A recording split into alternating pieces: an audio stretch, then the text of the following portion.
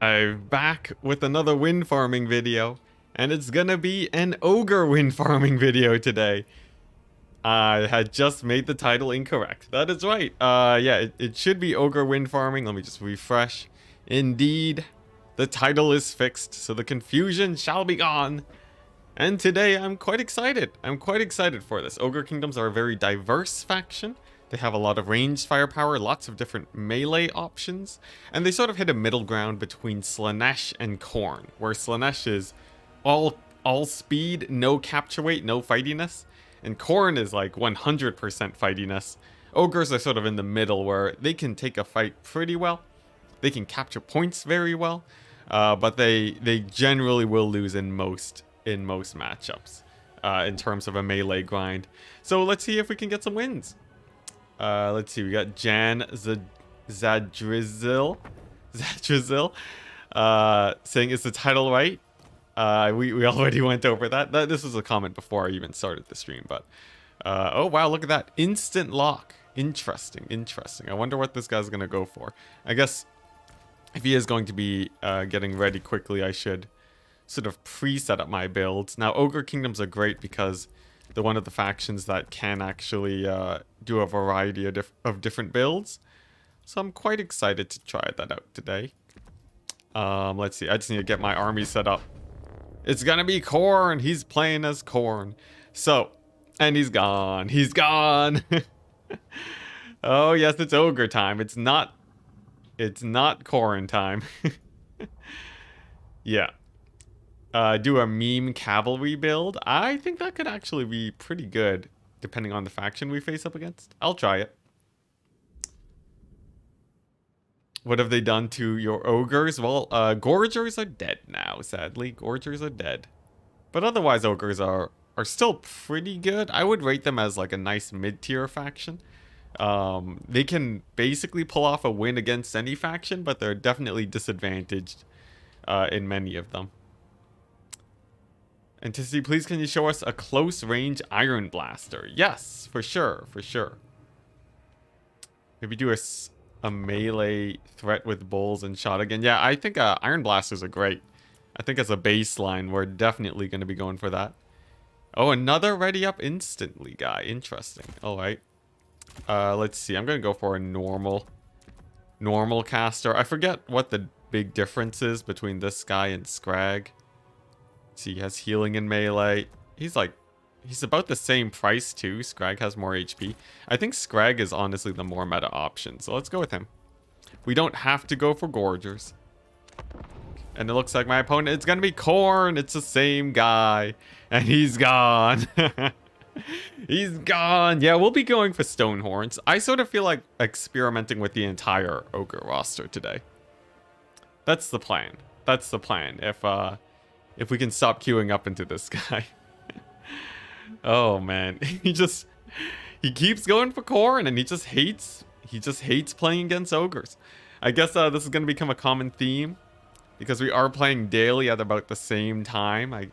People may start dodging us, but yeah, we'll be trying out everything: cavalry, saber tusks, stone horns, each and every single lord, maybe even Greasus if we want to lose a game. Yeah. Hey, Maxis Jr., hello. It's pretty hype. Man-Eater Rush, yeah, Man-Eaters can do alright. Man-Eaters are actually, like the great weapon guys are not too bad. I think Khorne can still trade up in some situations, but if they don't do it just right, you will run over them. Nice, Bob the Tax Evader. Is that, I think this is a viewer?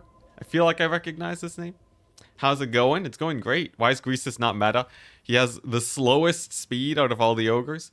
He's only a little bit of a better fighter. Overall, he's not too great. But I think starting off today, I want to go a classic ranged ogre build. We're going to go with a double iron blaster. You know what? I'm going to skip out on the man-eaters. And I believe man-eater pistols anyways. And we'll just go normal man-eaters. Normal generic man-eaters, a slaughtermaster for the great heals for him, or I mean Scrag, because he's just generally better. I forget what the downside of Scrag is. I know he definitely has one, but Yeah, I'll go with Scrag. We'll get another Man-Eater. And then Ogre Bulls for capture weight. I also probably want... let's see. I think like 2 Gnoblar Trappers. I personally don't enjoy Trappers that much overall. I could even go for Gorgers, though generally won't trade super well into Khorne too. I guess just dual weapon Ogre Bulls. Just a little bit of Ogre Bulls fam. Maybe a single unit of cavalry in case we run into very elite Khorne cavalry. Like 1 Crusher, just for the memes. But really what I want here is, here we go. I want a Hunter on a Stonehorn mount. You'll notice this guy is basically the same price as a, or let's see, yeah, he's the same price as a Harpoon Launcher Stonehorn. But he has more range, and he has higher stats in general. So generally you want to go for the Hunters as much as possible. And then I guess we round it off with another Grey Weapon. Here we go. So it's a melee build with Iron Blaster support. Should be fun. Greasus, let's see here. Greasus can make Gnoblars last twice as long. That's like, yeah, no. That's something. It is something. Oh, Gnoblars. Oh, Gnoblars. No, like, Gnoblars lasting twice as long is okay. If you think about it, you're paying for it quite a bit, right? If Greasus costs an extra 1,000 gold over other combat lords, then why not just get another lord and get twice as many Gnoblars? Because, you know, 2 times Gnoblars will also last twice as long. But yeah, Greasus, he's definitely probably the weakest part of the roster, I'd say. Scrag has better offensive stats and worse defensive stats. There you go. Nice, yeah. It's pretty marginal, right? But he does have more HP, which I think actually helps him out quite a bit. Now, the general idea here is that Khorne will overall trade up into us in melee. So we're going to soften him up as much as possible with the Iron Blasters before we actually engage in glorious combat. It's going to be a lot of micro managing these guys, but if you can do it just right, they are quite terrifying. Forgot to congratulate me on the partnership. That was a while ago, but thank you, man. Thank you. Yeah, it's very exciting. All the Creative Assembly news. The sad part is that I can't talk about it until they actually give early access. So I'm just sort of waiting before my partnership matters for my audience. But soon enough, as soon as that starts going on, then it should be pretty good content. I'm excited for it. Now this guy, this Herald of Khorne, he's pushing up pretty aggressively. I would say this overall is a misplay, as I will be able to blast his face into oblivion in just a second. Here we go. And nice, he's at half HP, just like that. Now, I expect him to panic and start running away. In this case, he is actually going to. He's gonna move in. He wants blood. And here we go. We're just gonna position our Iron Blasters like so. And just like that. That should be a clear shot on him. No, he actually manages to avoid the shot. That's pretty good. Now, generally, when this guy gets into melee, it can be pretty hard for your Iron Blasters to actually get a clean shot on him. But with a little bit of maneuvering and a tiny bit of friendly fire, we do get there. And there we go. His Herald is down to basically no HP. We do have a few Minotaurs to worry about. He's going to be sending in the Furies. But I'm not too worried, as my Iron Blasters are quite effective versus Furies, actually. Big shot on the Minotaurs. We're actually going to have line of sight issues. But as long as we sort of keep up this fight, I think we're okay. Scrag should be able to take a fight against the Minotaurs too. And if I can just position my artillery to fire at this Herald, go into manual fire mode and just... Oh, okay, it already shot. Well, you know, that'll do too, as now he's basically dead. Oh, I took the Maw instead of the healing. Whoopsie daisies. That's going to be hurting Scrag a little bit, but I think we're fine. This battle's going just dandy for us. Minotaurs are charging in, but they're about to get sandwiched and shot by the Iron Blasters, and as long as we can keep them firing, I think we have the advantage. Nice, and look at that, already a 1,000 gold lead. Although this has been a bit of a weird engagement, as he basically really doesn't want to disengage with his elite infantry, which means that we can't fire, but it also means that our man-eaters are getting exquisite engagements here. Okay, now we have our first major fight. So, to get these iron blasters to actually do as much damage as possible, you wanna... Oh, dang, is the double firebug still in? Look at that, I managed to pull off a double fire. Interesting, interesting. That may have to be looked at.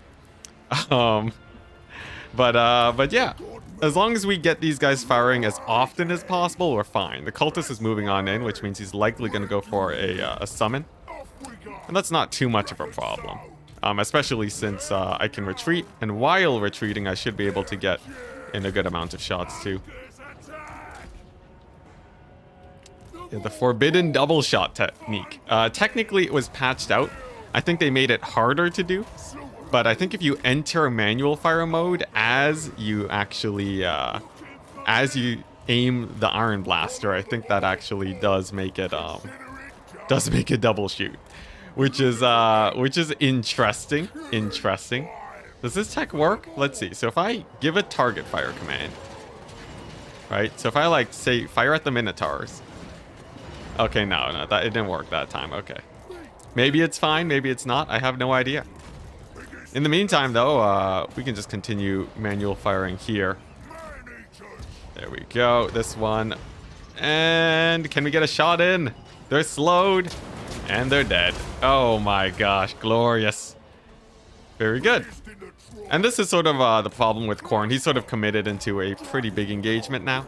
But he's taking quite horrendous losses as we sort of kite back. And generally, this is why you do want to stay pretty far back as Khorne early on, as this will be a rough position to recover from. All right, now how's chat going? I see a few people excited about iron blasters. They're quite fun, but I won't be using them every battle, I think, as they can be. You will sort of just end up playing the same playstyle all the time if you always go for the double iron blaster. I think we'll probably go for stone horns next, but it really depends on the matchup. And you'll also notice that I'm not worried about capturing the points at all.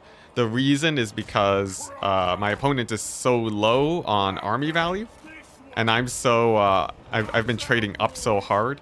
I'm not really worried about him holding these points for any amount of time, and I expect I'll be able to easily retake them as we get further into the game.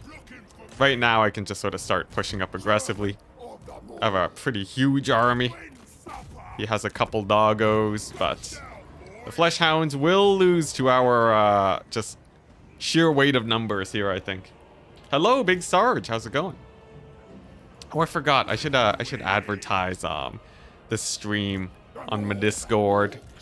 I'll do that after this battle. But yeah, pretty nice initial game with the ogres.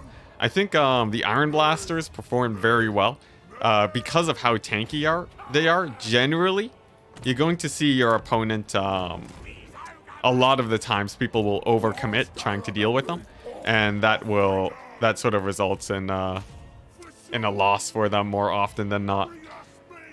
As Iron Blasters are actually extremely tanky. They are one of the hardest things to shut down in the game, and most of the time it's not even worth it to shut them down unless you actually do end up killing them.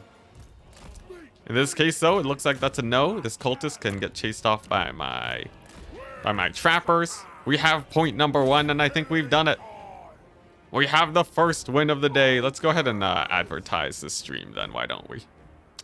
So let's copy this. Let's go into my Discord. Nice.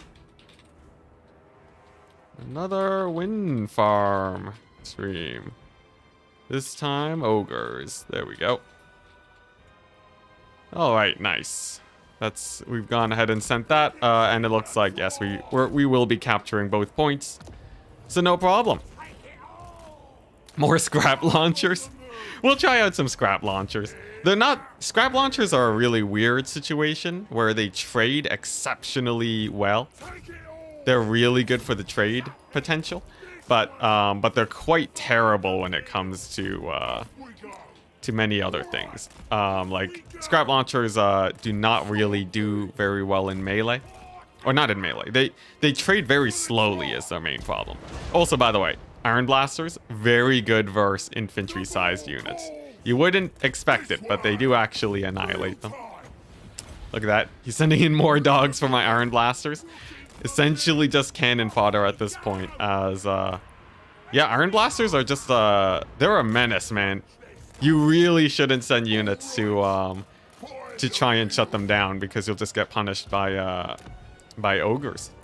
Just hordes and hordes of ogres and reinforcements. And there we go. That's the win. We done did it. Win number 1. Let's take a look at the Iron Blasters. What do we got? We got 2,000. 2,000 value on both of them. So easily they both paid for themselves. Of course, he annihilated the Herald. And they caused my opponent to sacrifice a ton of units for the cause. Very, very strong unit. Nice. Win number 1. Let's see if we can keep the win streak going. Is the only Khorne strat Zerg Rush? Technically, you can get Skull Cannons to work. And it's more of a timing attack than just a raw Zerg Rush. But oftentimes, the most meta strategy is just spawn in infantry, as we saw last stream.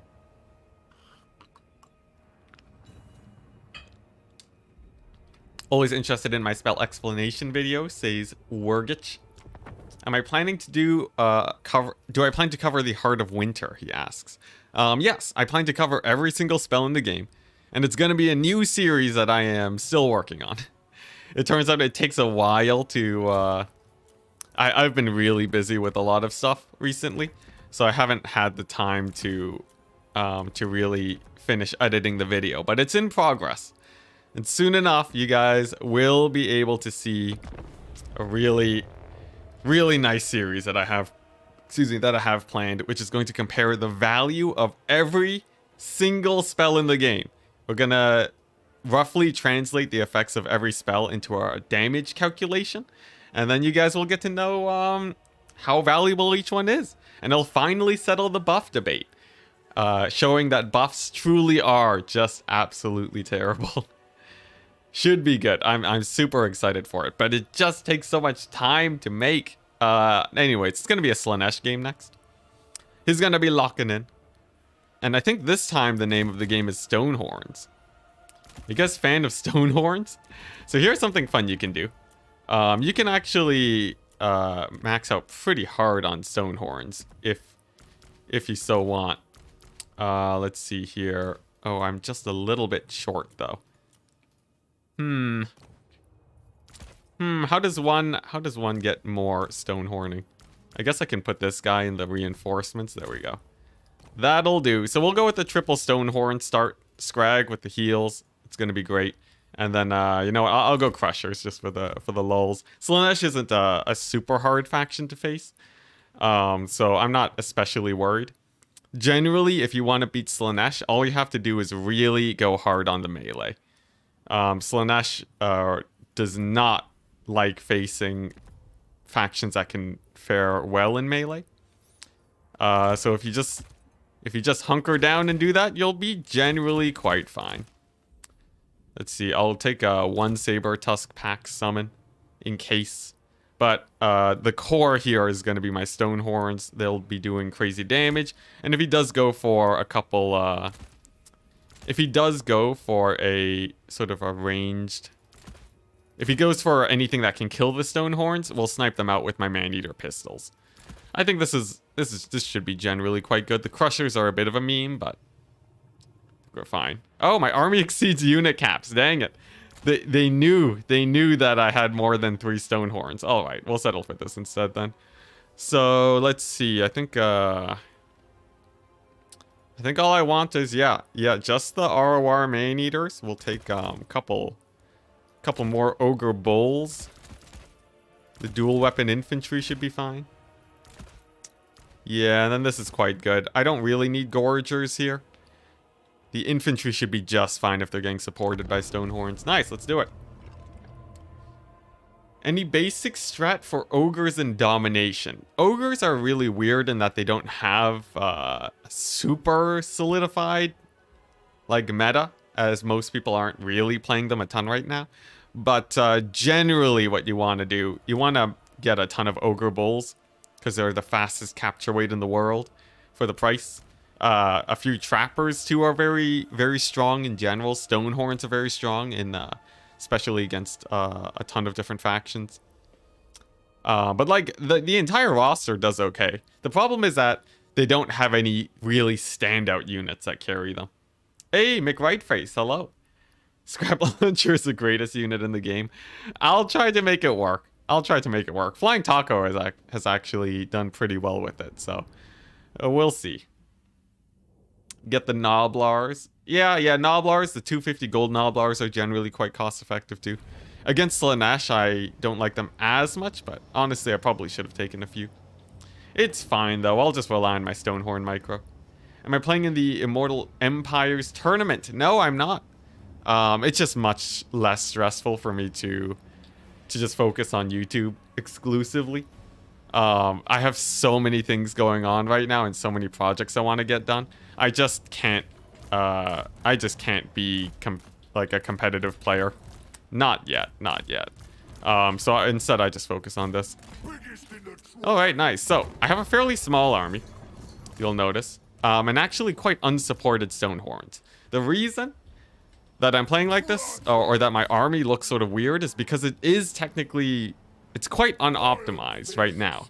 Instead, I plan to summon in units to sort of flesh it out. And while I wait, and then I'll just be avoiding an engagement as long as possible while I wait. I had 250 gold left. Oh, I see. Well, you know, whatever. I'm too used to playing as Khorne, who doesn't have cheap units, but yeah, I'm just gonna wait and then build up my forces. He went for a pretty heavy infantry build, which is almost perfect for my Stonehorns here. But yeah, I just really don't want to take an engagement for a little while. And I'll probably summon in the Man-Eaters first, and then start summoning in a bunch of normal infantry. But yeah, I probably won't be playing in any Immortal Empires tournaments for a bit. For a little bit. I just want to take it easy, you know. Alright, so since we basically have not much else to do, you can do some fun shenanigans with the Hunter. He's fast enough where the enemy can't really catch you if you just hang out over here and poke away. And that's going to generate us, you know, a couple extra points of gold value. Honestly, it's nothing amazing, but it's something to do while we wait. Preferably, I'd be able to shoot at some spawn, but if my opponent's playing right, that shouldn't really be too possible. Of course, I could feign a few charges with these Stonehorns and maybe my cavalry. Especially if he keeps on moving up. He doesn't respect the Stonehorns. He doesn't respect them, which means that we will get a free charge here. We're going to get a little bit of damage, and then we're going to pull away, as we don't want to stick around too long. The second core piece to my army, the Man-Eater pistols. These guys will be great and there we go. See, now we've managed to bait in the spawn because it doesn't want to get cycle charged, which means we can shoot them. But yeah, the Man-Eater pistols, they are amazing, the RORs, because they have extra range, so they can actually poke a bit better. They have pretty nice stats too, and overall they should be quite good here. My opponent's going for a very spread type of formation here. This means that he wants to go for the capture points. Insane damage, by the way. He wants to go for the capture points. And he basically has to win the game before I win off of victory tickets, as generally I won't really be capturing too much just yet. My army's also quite small right now, as I haven't really been able to build up my front line. So my opponent does actually win many of the fights here. Some Hellstriders coming on in too, but I think I should be able to support these Man-Eater pistols in time. So I'm not particularly worried about them. And there we go. He does disengage right before they get caught up. Very, very good. All right. Now he has a lot of infantry, lots of cavalry. I think my Crushers should be able to beat some Hellstriders of Slaanesh. I'm not very worried about that. And then as long as my pistols can poke away at any high priority targets, I'm not especially worried. Although it looks like he is going for a nice sandwich on these Skull Crushers. Or these just normal crushers, my bad. We'll see how that fight goes. I think that could go quite well for my opponent, but over here we're seeing a pretty nice fight for me, I would say. Loads of infantry for my stone horns to sort of rampage through. And the pistols, yeah, it looks like they'll be able to fare pretty well in this fight too. There are a couple of Furies, but that's not too much of a problem. And if I can keep the stone horns moving, I'll be happy. Still though, preferably the man-eater pistols are firing as much as possible. So I really want to get them into a position where they are doing that. The stone horns want to avoid mass and mostly charge at infantry. There we go. And then let's see if I can get my pistols to go and fire. Ooh, that's a nice spell for my opponent. He has been summoning in a lot of cavalry, so I think some saber tusks will do. And let's go ahead and slow him. There we go. Now, I think my stone horn should be able to fare quite well in there. The spawn are too much of an issue. And he's starting to lose. Actually, you know what? His value is quite good. So that could actually, you know, maybe it's gonna be a much scarier fight than I had initially thought.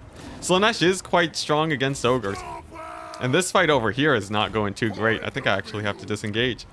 All right, let's get the game face on. I believe I need to capture a point as soon as possible so that he doesn't win via victory tickets. His lord is quite exposed, which is great for me. So I think that's going to work out quite well. The man-eaters should trade very well into these guys. And then I just sort of let the fight happen over here. I think that's totally fine. And then, with a little bit of a value lead and a little bit of comeback points, I think I should be just fine. He might be able to, do well in this sort of capture point area, but if I can sort of trade well and slow down the pace of the game a bit, I think I should be just fine. There we go, Saber Tusk packs are on the point now. I should be able to get a few more guys in there in a second. Let's see, and you know what? We're gonna summon a Trapper. This is technically, could be a misplay if he manages to summon in there and kill him.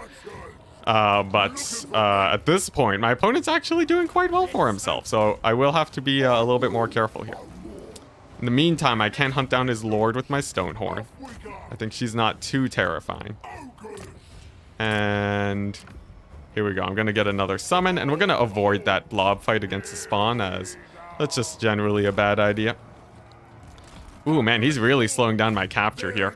Quite scary, but we do get the capture. I will be able to beat up his lord.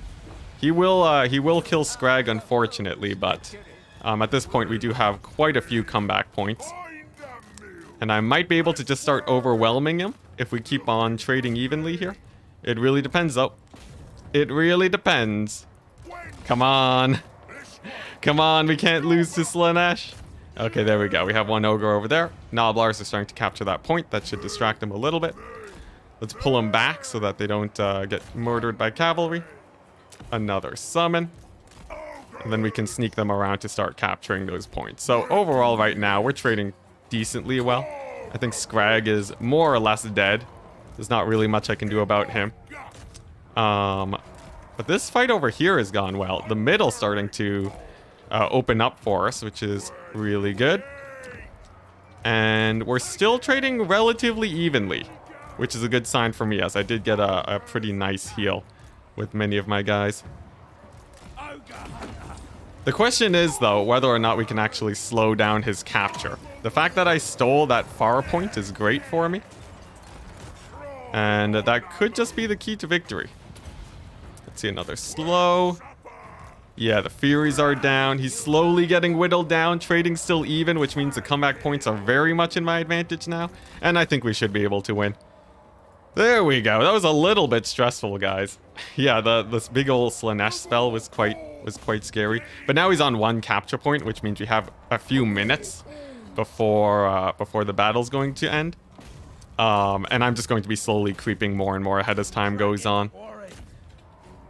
Whew, pretty scary. I wonder how my guys did. I know Scrag getting routed off was definitely a very big misplay. The trappers on the flank point was a bit of a gambit.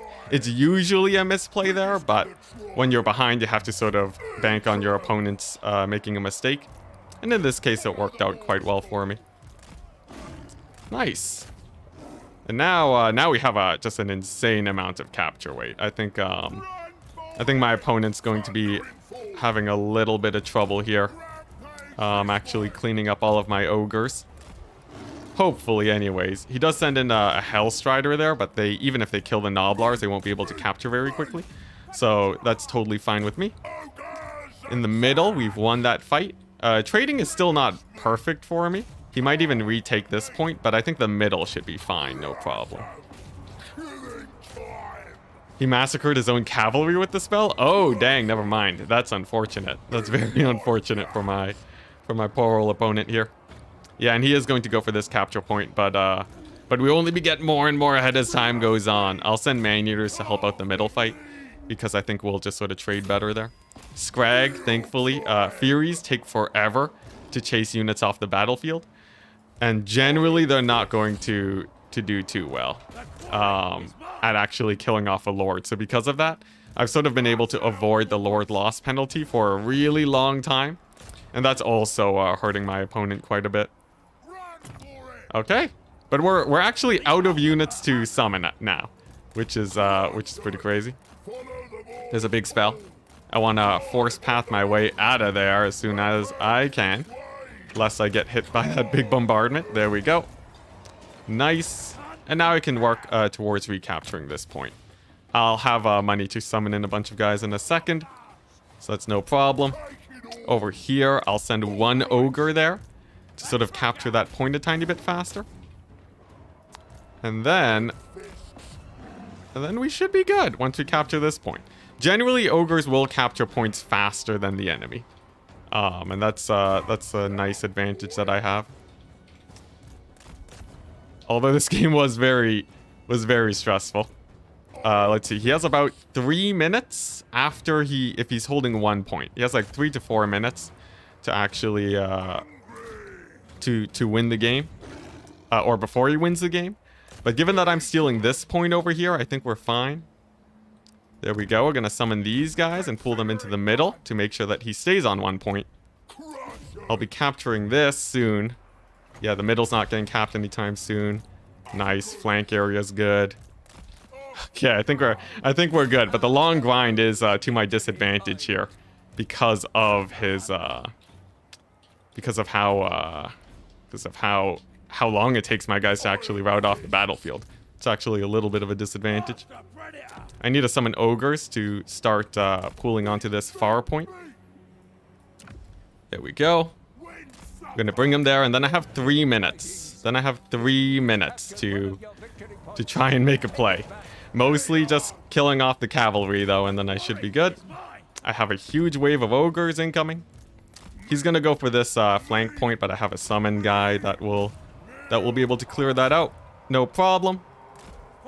And then I think, yeah, if I can get a stone horn to hold the middle, these guys can capture this area very quickly. Then I think we should be able to squeeze out a victory, but just barely. Just barely. Let's give these guys terror. Scrag is finally off the battlefield, which means that he is no longer able to provide my guys with the leadership. They're suffering a pretty big penalty, unfortunately. He's going to send some Furies in onto my ogres.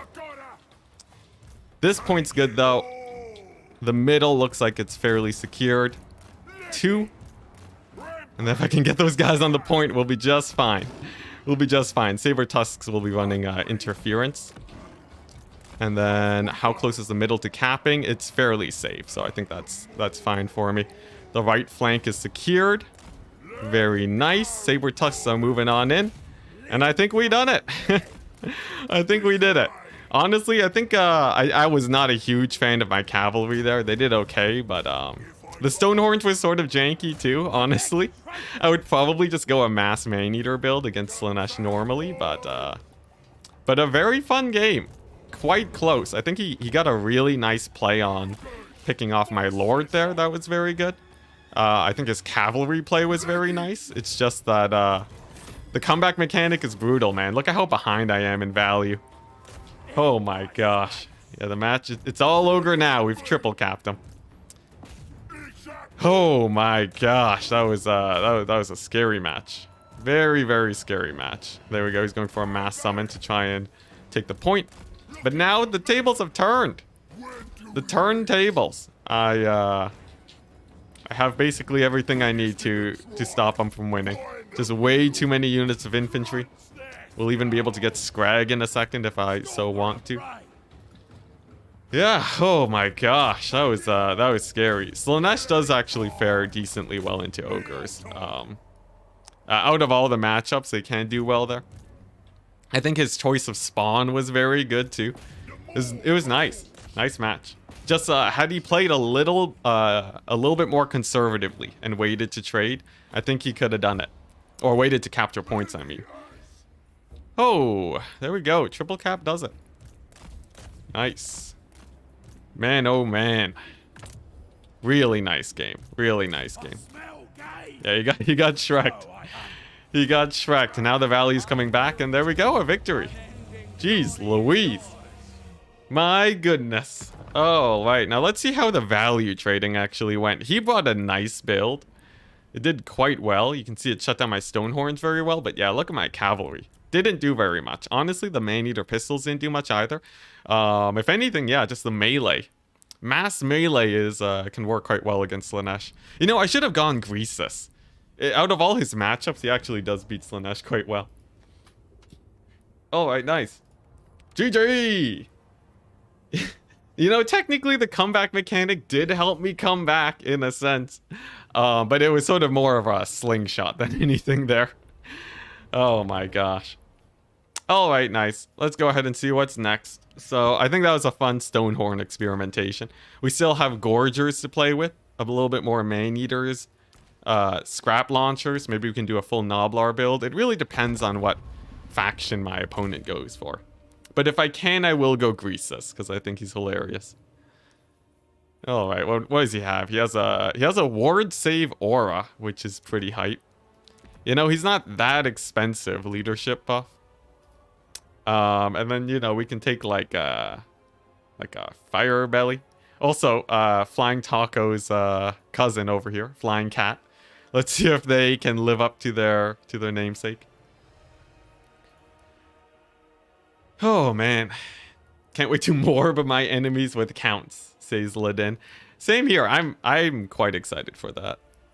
Yeah, I would. I think Vampire Count should be quite strong in domination. Now, Greasus sadly is a terrible option against Cathay. We're not gonna go for him. We'll go Greasus later, guys.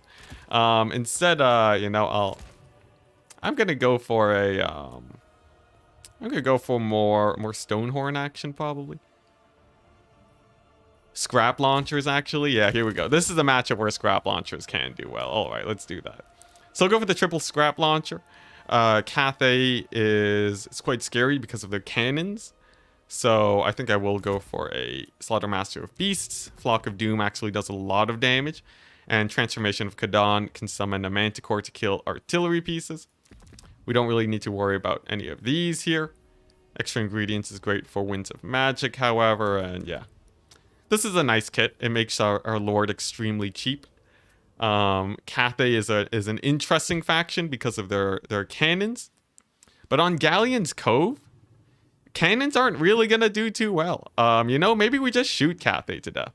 How do you guys feel about that? Like what if we just do this? You know, just be an absolute menace to this poor guy. Go for the Lead Belchers. Maybe take maybe get me some, let's see, where is it at? Where is it at? This is, yeah, sure, why not? We'll go for the melee attack debuff. And then, yeah, just go like a mass ranged Ogre Kingdoms. I think this could be quite fun. Let's see, are we maxed out already? Wow, we're maxed out already. All right. So, yeah, it's going to be max range. Cathay generally doesn't have the greatest tools for dealing with many of what we have going. Especially Stonehorns will be a pain to deal with. And a build like this should be quite strong. It's a bit of a meme. If he goes mass cavalry, it could be a little bit scary, but on this map, I think a lot of mobile range should be quite strong. Oh. Yeah, pew pew.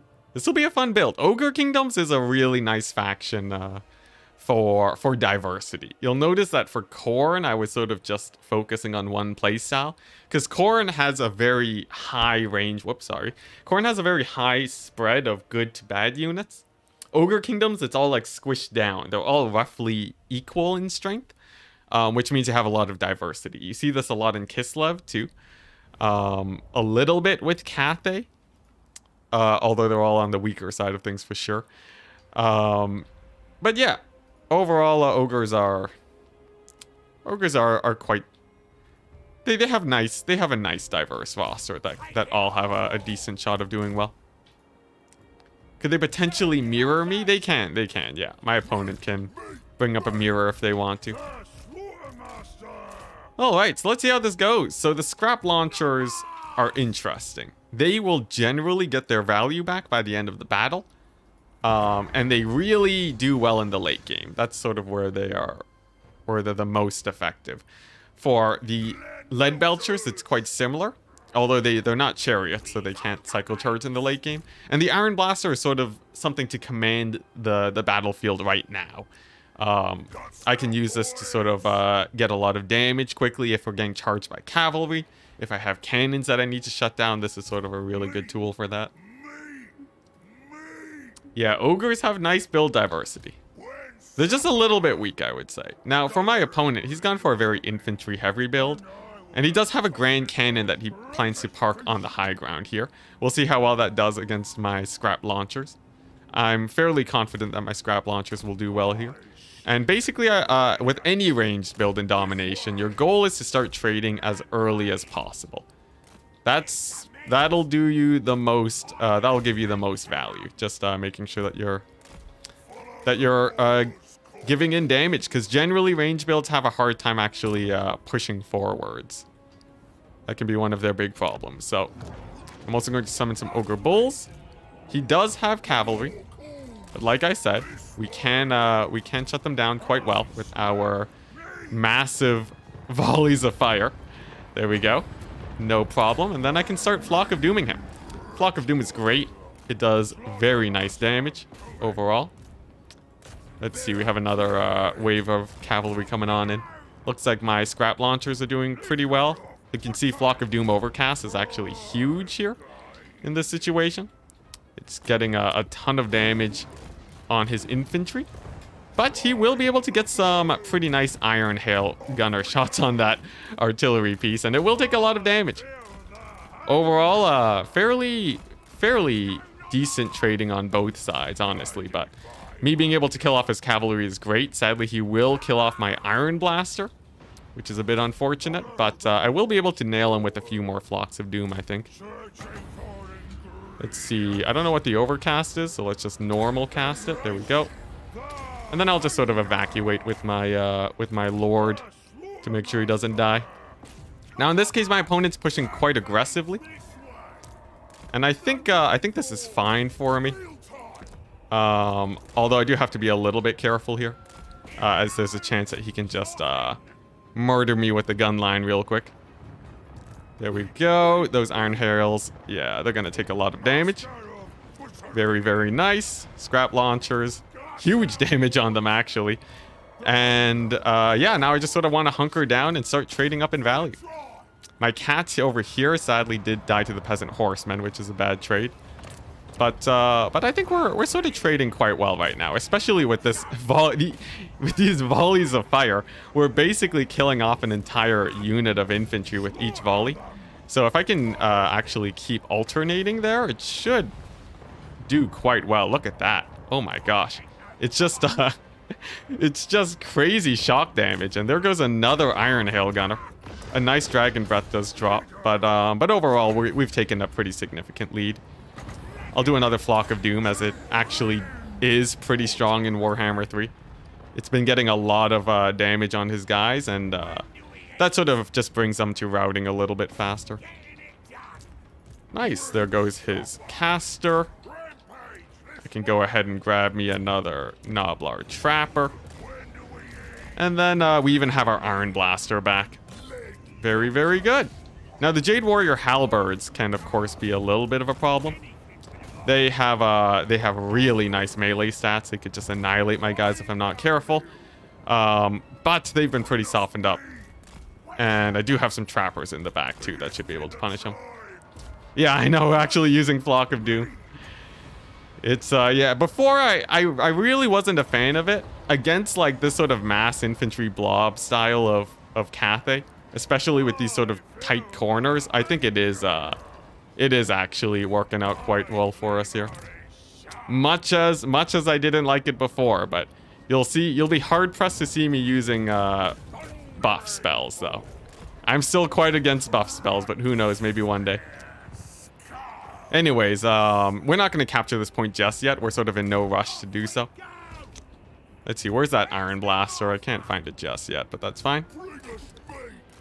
And as long as we sort of just hold this position and keep trading up, we'll be fine. He will run out of units eventually, and his cannon is being line of sight blocked too. So sadly, it can't actually help out in this battle very much. Although it was a very nice, fancy position, I think my current positioning is favoring me quite heavily. Yeah, it was an Alchemist. He lost his poor old Alchemist. There we go. Another big old Flock of Doom right on top of all of these guys. That's going to chunk them down quite heavily. He pulls out his infantry, and that will actually make it where Flock of Doom does less damage.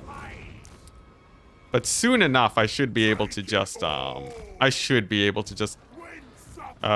start capturing points, because as soon as we're out of ammunition, I can just start swarming him with melee ogres, and this is sort of what you want to do.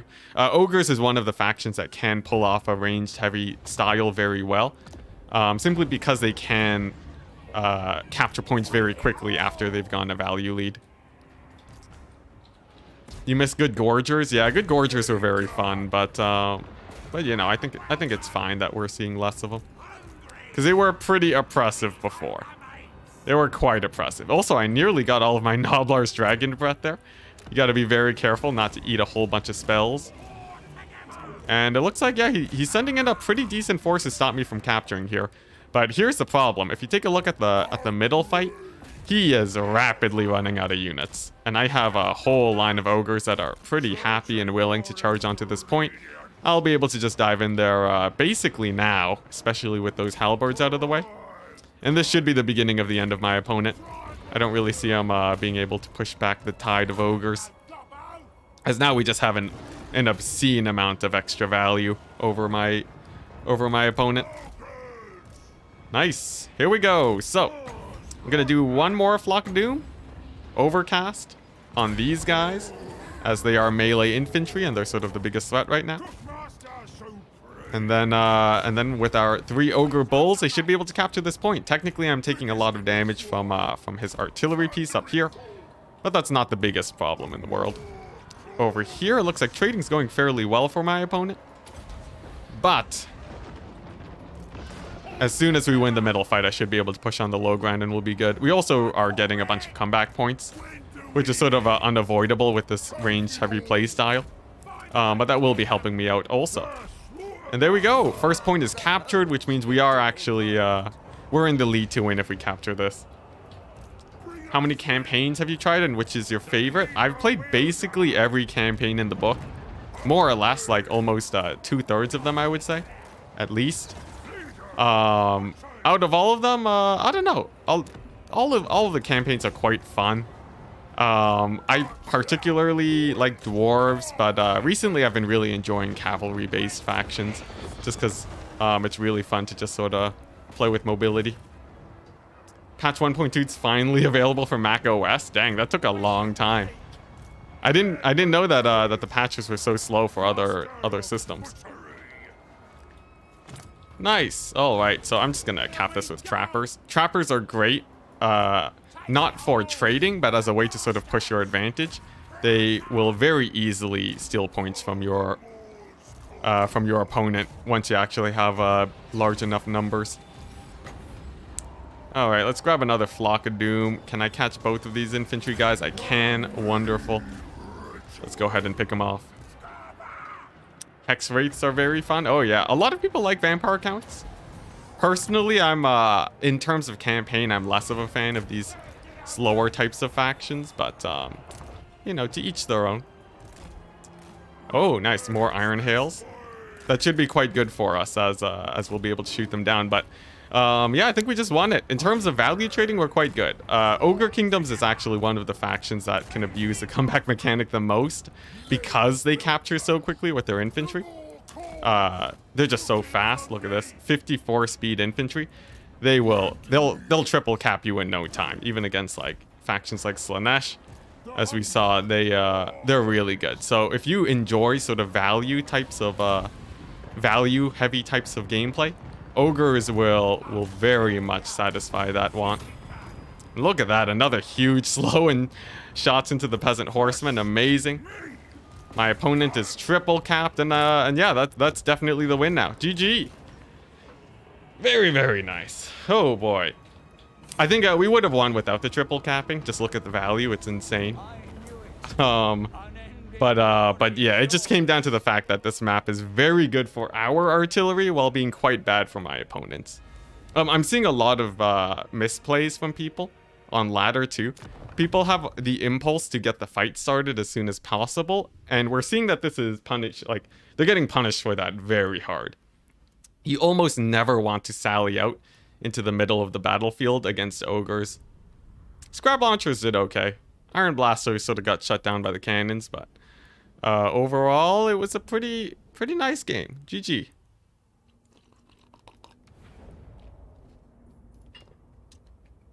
But yeah, in general, you don't want to get the fight started early. Only if you know you're gonna win it. We're up against Flying Cat again. Nice. We're gonna be playing Ogre Kingdoms again. We'll see if he decides to go for a hard counter. I'm pretty sure Flying Cat is a viewer, right?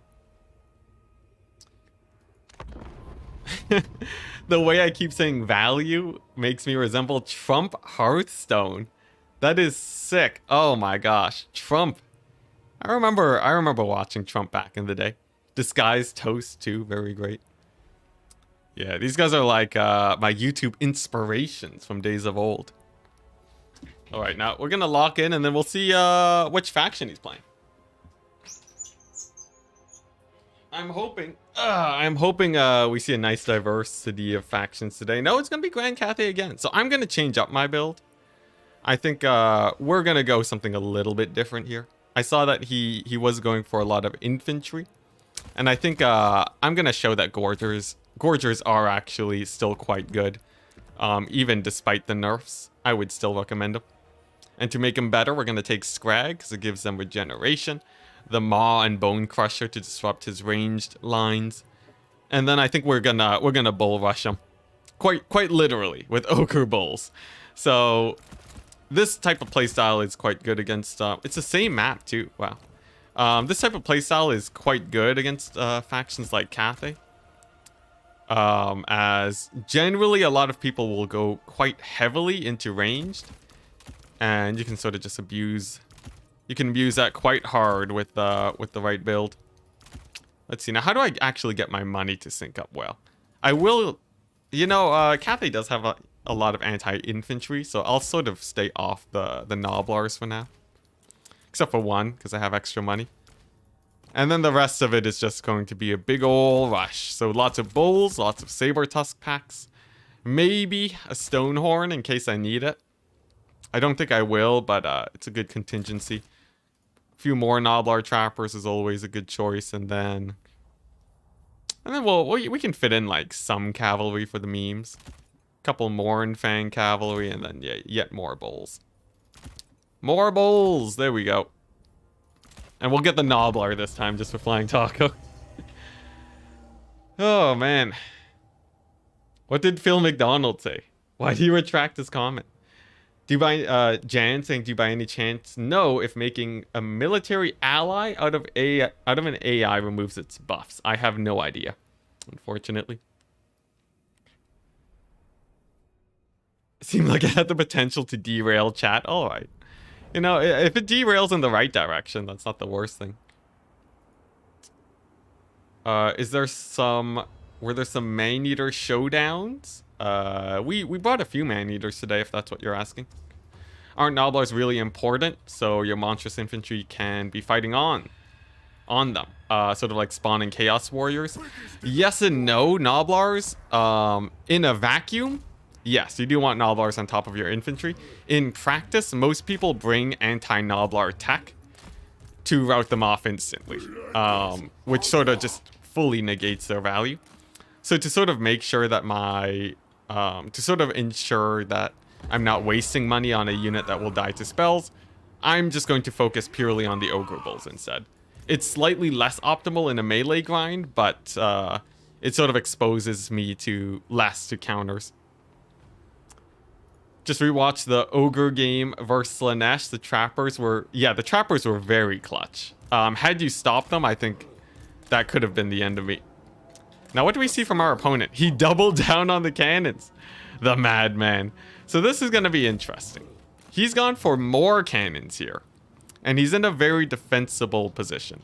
However, I think I should be able to form a pretty nice engage on him, as I have a ton of units here. He sort of has line of sight issues because of this rock over here. Yeah, I think he should be hard pressed to find a good place to pick up a fight. We have basically a full melee build, very different from our build before. It's going to be a little bit susceptible to a bunch of halberds and spears, but I'm hoping that with the right surrounds, I should be able to do fine. I'm going to ignore these points over here and just sort of push through this middle area, because I think it's a slightly better engagement for me. Still though, the spears are going to be a difficult thing to try and deal with. I think a Stonehorn or Trappers is the way to go. But once again, he has the Lord of Yang. Yang like angry, which means fire. That means that, yes, he will be melting down all of my Trappers. Oh, he doesn't have it this time. He doesn't have the anti-Trapper tech. That is actually really good for me. Let's go ahead and start spamming some Trappers then. All right. And now we sort of see how we can take this fight. He does have an artillery piece here. He has a fairly nice defensive position. Some of my ogres are sort of out of position here right now, so I'm not at full strength. But I should be able to sneak around here and start collapsing in, I think. We'll see. We'll see. I'm not too confident about the mass melee versus Cathay, but I think there's a chance we can. Oh, geez, that Iron Hail volley was huge. Yeah, we'll see how it goes. This isn't the worst fight ever in the forest here, as most of his range shots will be missing. I'm going to pull these guys onto the high ground, sneak around, and try and shut this stuff down, like the artillery. Nice. He opened up a gap in his spear line to let my guys dive on in. And then I should be able to sneak through. Most of the cannon shots are missing. Very, very good. And he may just not have enough spears here. We'll see. Trading's going quite badly for me. But if I can squeeze a couple guys through this line, this is such a bad position for me. I can tell right now. I can tell right now it's a little bit sketchy. But there's a chance that I might be able to push through these halberds. Oh, the choke points. The choke points for Cathay are too strong. Here we go. Scrag's gonna get the maw down though. He's gonna get the maw on those artillery pieces and we'll be just fine. Here we go. Trappers are in too. I'll be able to start peppering away. Come on, you darn ogres, get past. All right, here we go. Overcast maw on this high ground artillery piece. Very good.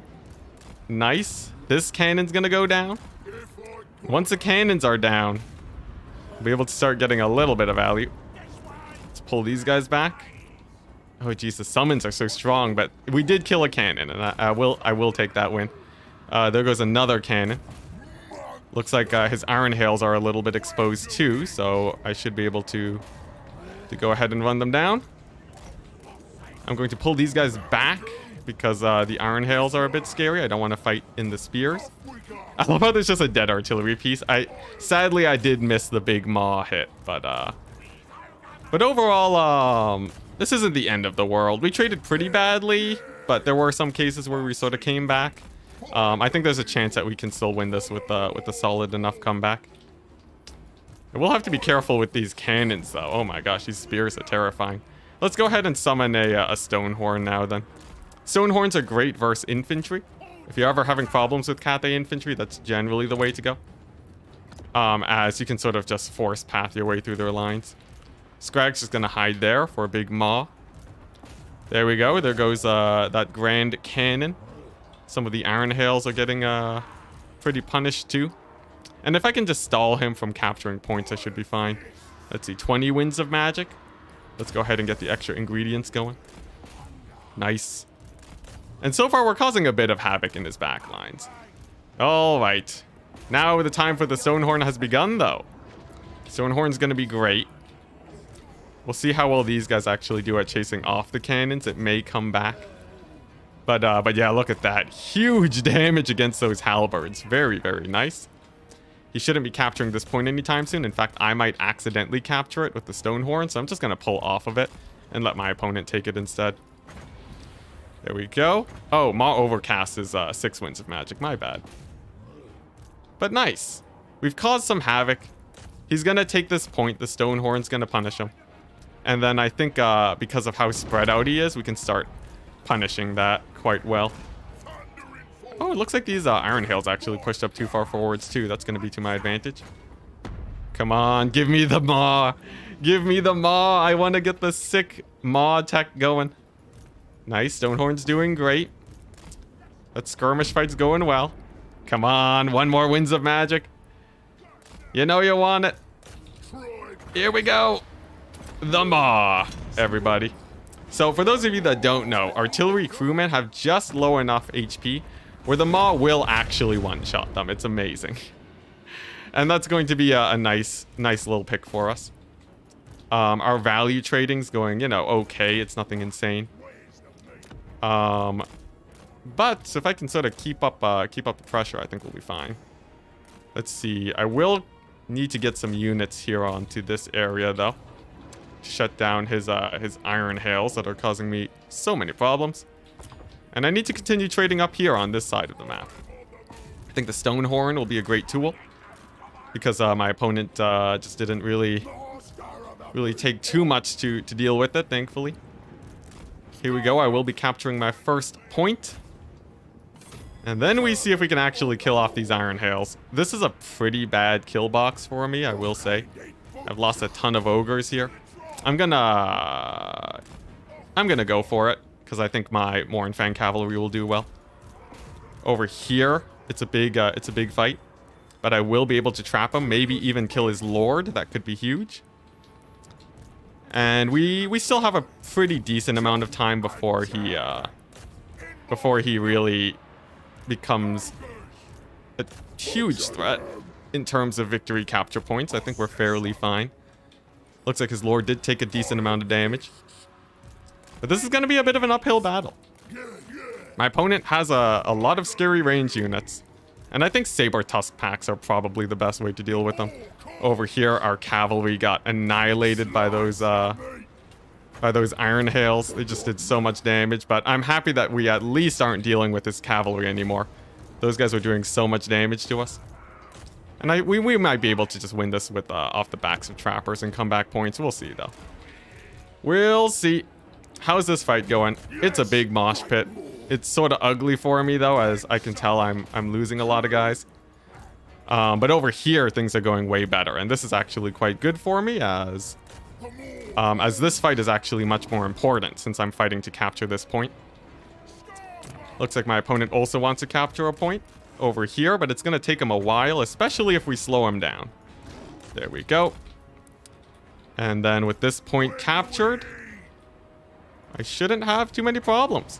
Let's go ahead and give these guys terror. Right off these peasant horsemen off the map. And then all the way over here, I can use these remaining cavalry guys to bully the infantry and slow them down just a little bit more. Scrag is quite strong against lords too, so I think he should be fine. Oh boy, but I don't want to take a huge charge from the cavalry just yet. Instead, we're just going to summon in a few units. And then I'll just sort of keep Scrag alive over there. I think he should be able to be... He should do just fine. I really need to capture this point, though. Otherwise, my opponent will be able to win via victory points. That would be quite bad, of course. Alright. How is the state of the game looking? We finally captured this, which means that I have a good few minutes before the end of the battle. I'll be able to get some Gorgers in a moment. Scrag is fighting it out for his life and actually doing quite well for himself. Nice, nice. I finally got the capture. That's very good. And now the Stone Horde could finally come on in and deal with the middle point. This is good. This is very good. These halberds should get caught off too, so I don't think he'll steal the point from me very soon. Oh, but the Iron Hails. The Iron Hail play. Really dangerous. Getting a ton of damage on me. Quite scary. The fight over here is quite close too. Let's see. His halberds, thankfully, they did take quite a bit of damage on the charge. I can disengage with those guys. But can we win it? The loss of Scrag is quite rough. But the trading is not going terribly for me. If you take a look at the trading value, we've been doing quite well for ourselves. I just have to make sure that we don't keep trading down. The Stonehorn's going to be a very valuable tool on that front. I think his Lord, she does manage to take off, but this point being stalled up is very important for me because it does mean that we will continue to get comeback points. And I did finally manage to steal the middle area. It will come at the cost of maybe this flank point, but that's still an advantage situation for me.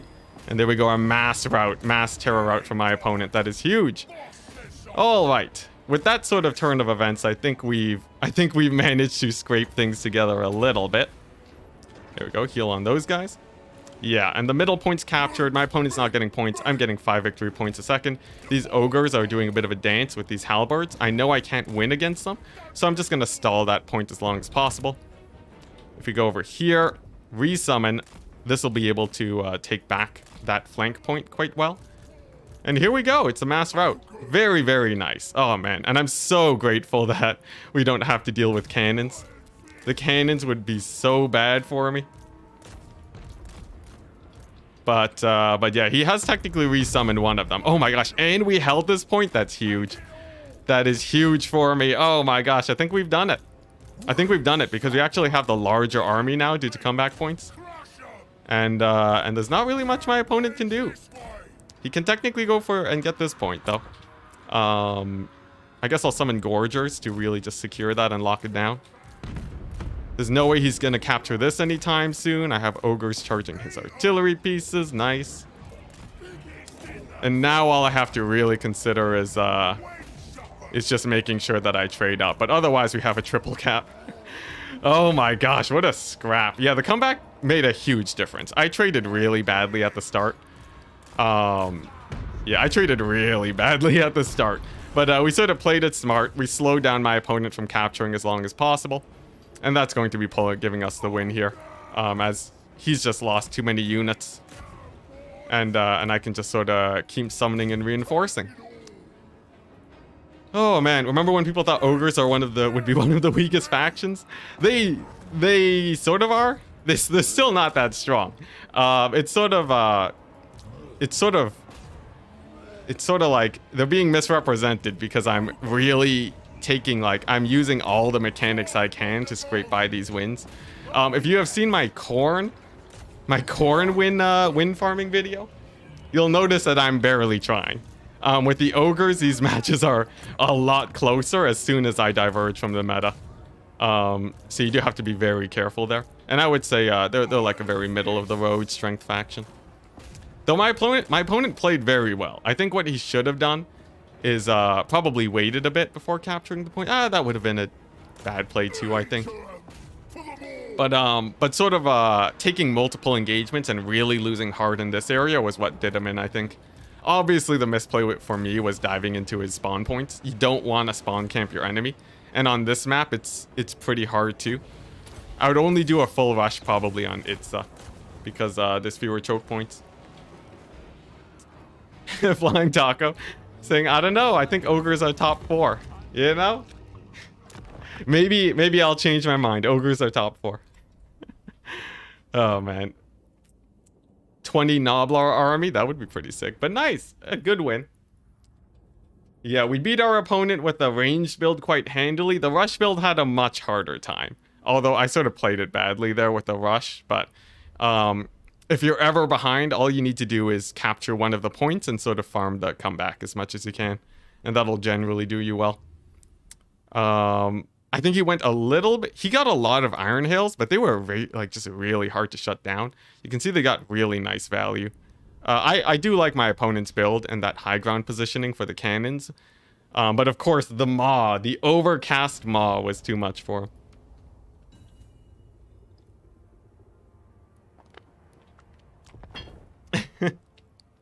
That's true. The misplay on his part was playing Cathay. How true, how true.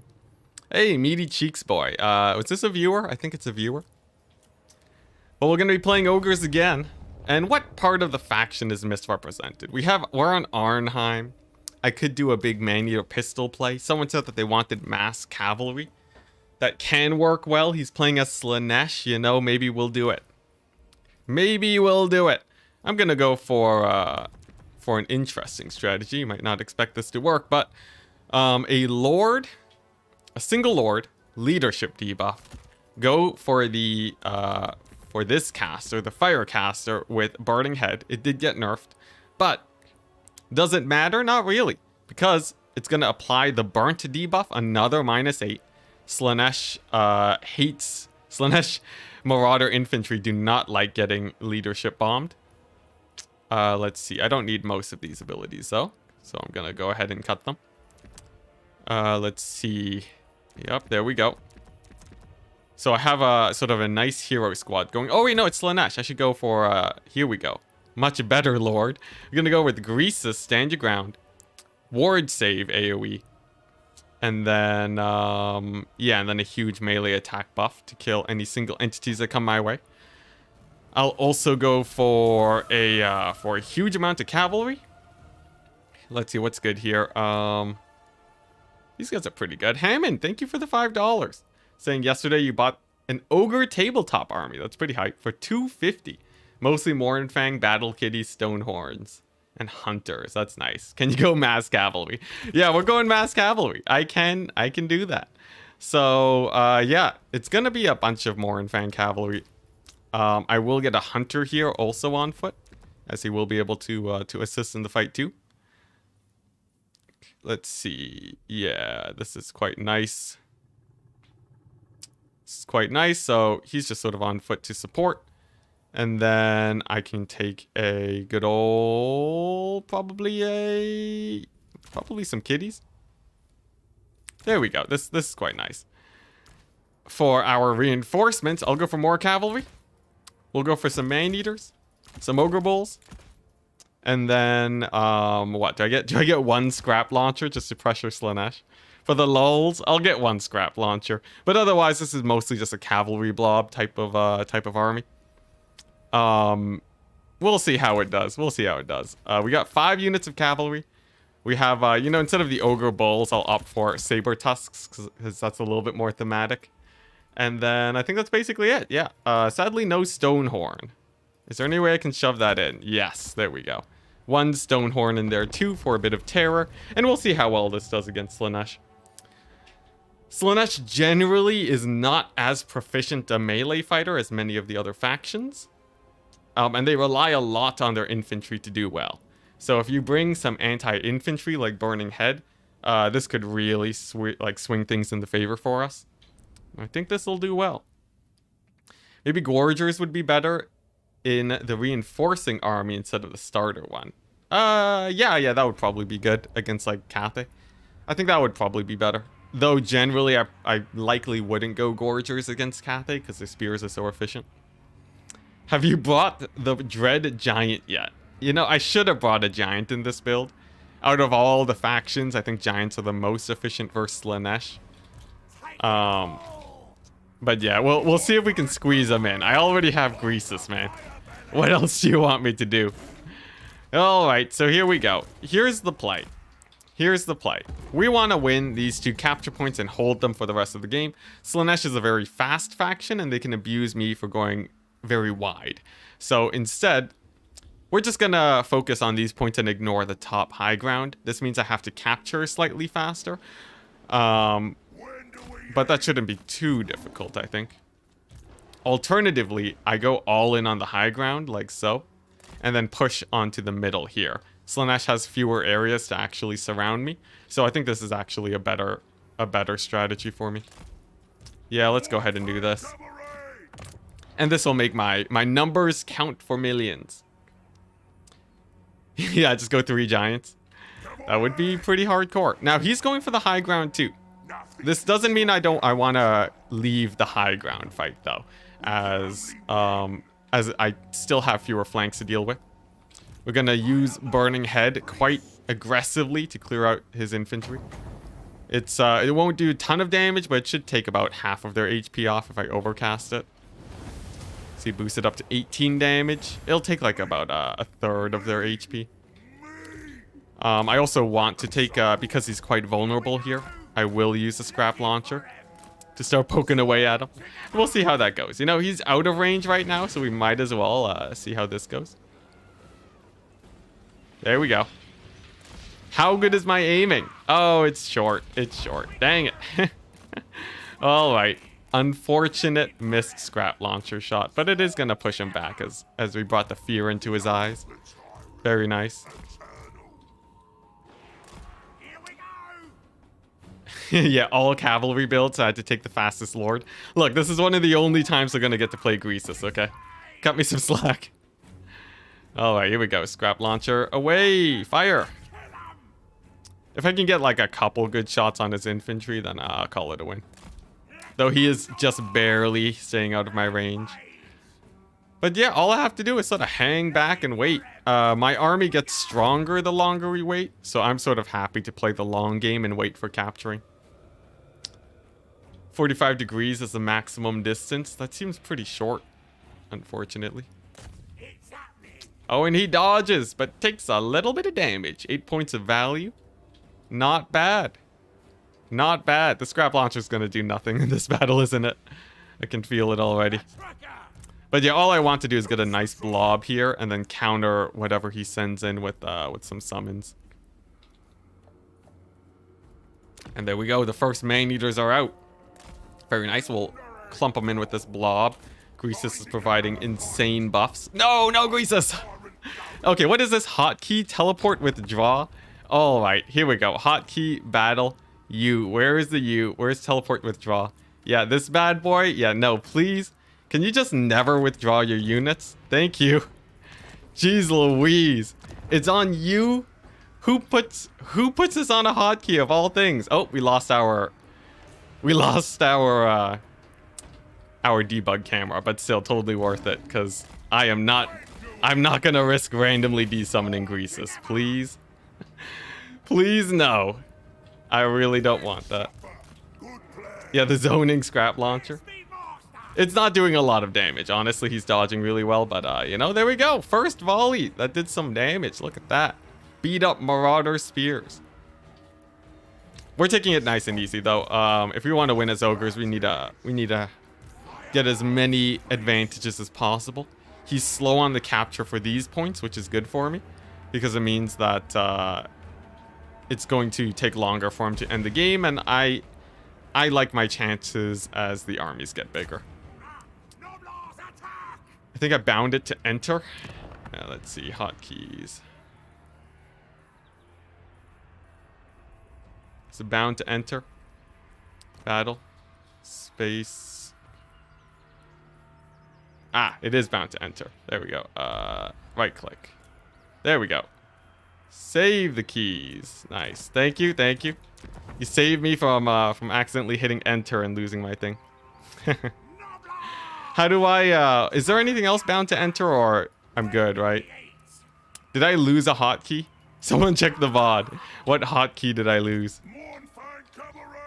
Alright, nice. Another man-eater. We're just gonna blob him up right there. There's not a whole ton he can do to punish me, except for maybe a Shattering of the Skies. What's it called? The, Okay, nice. He doesn't have it.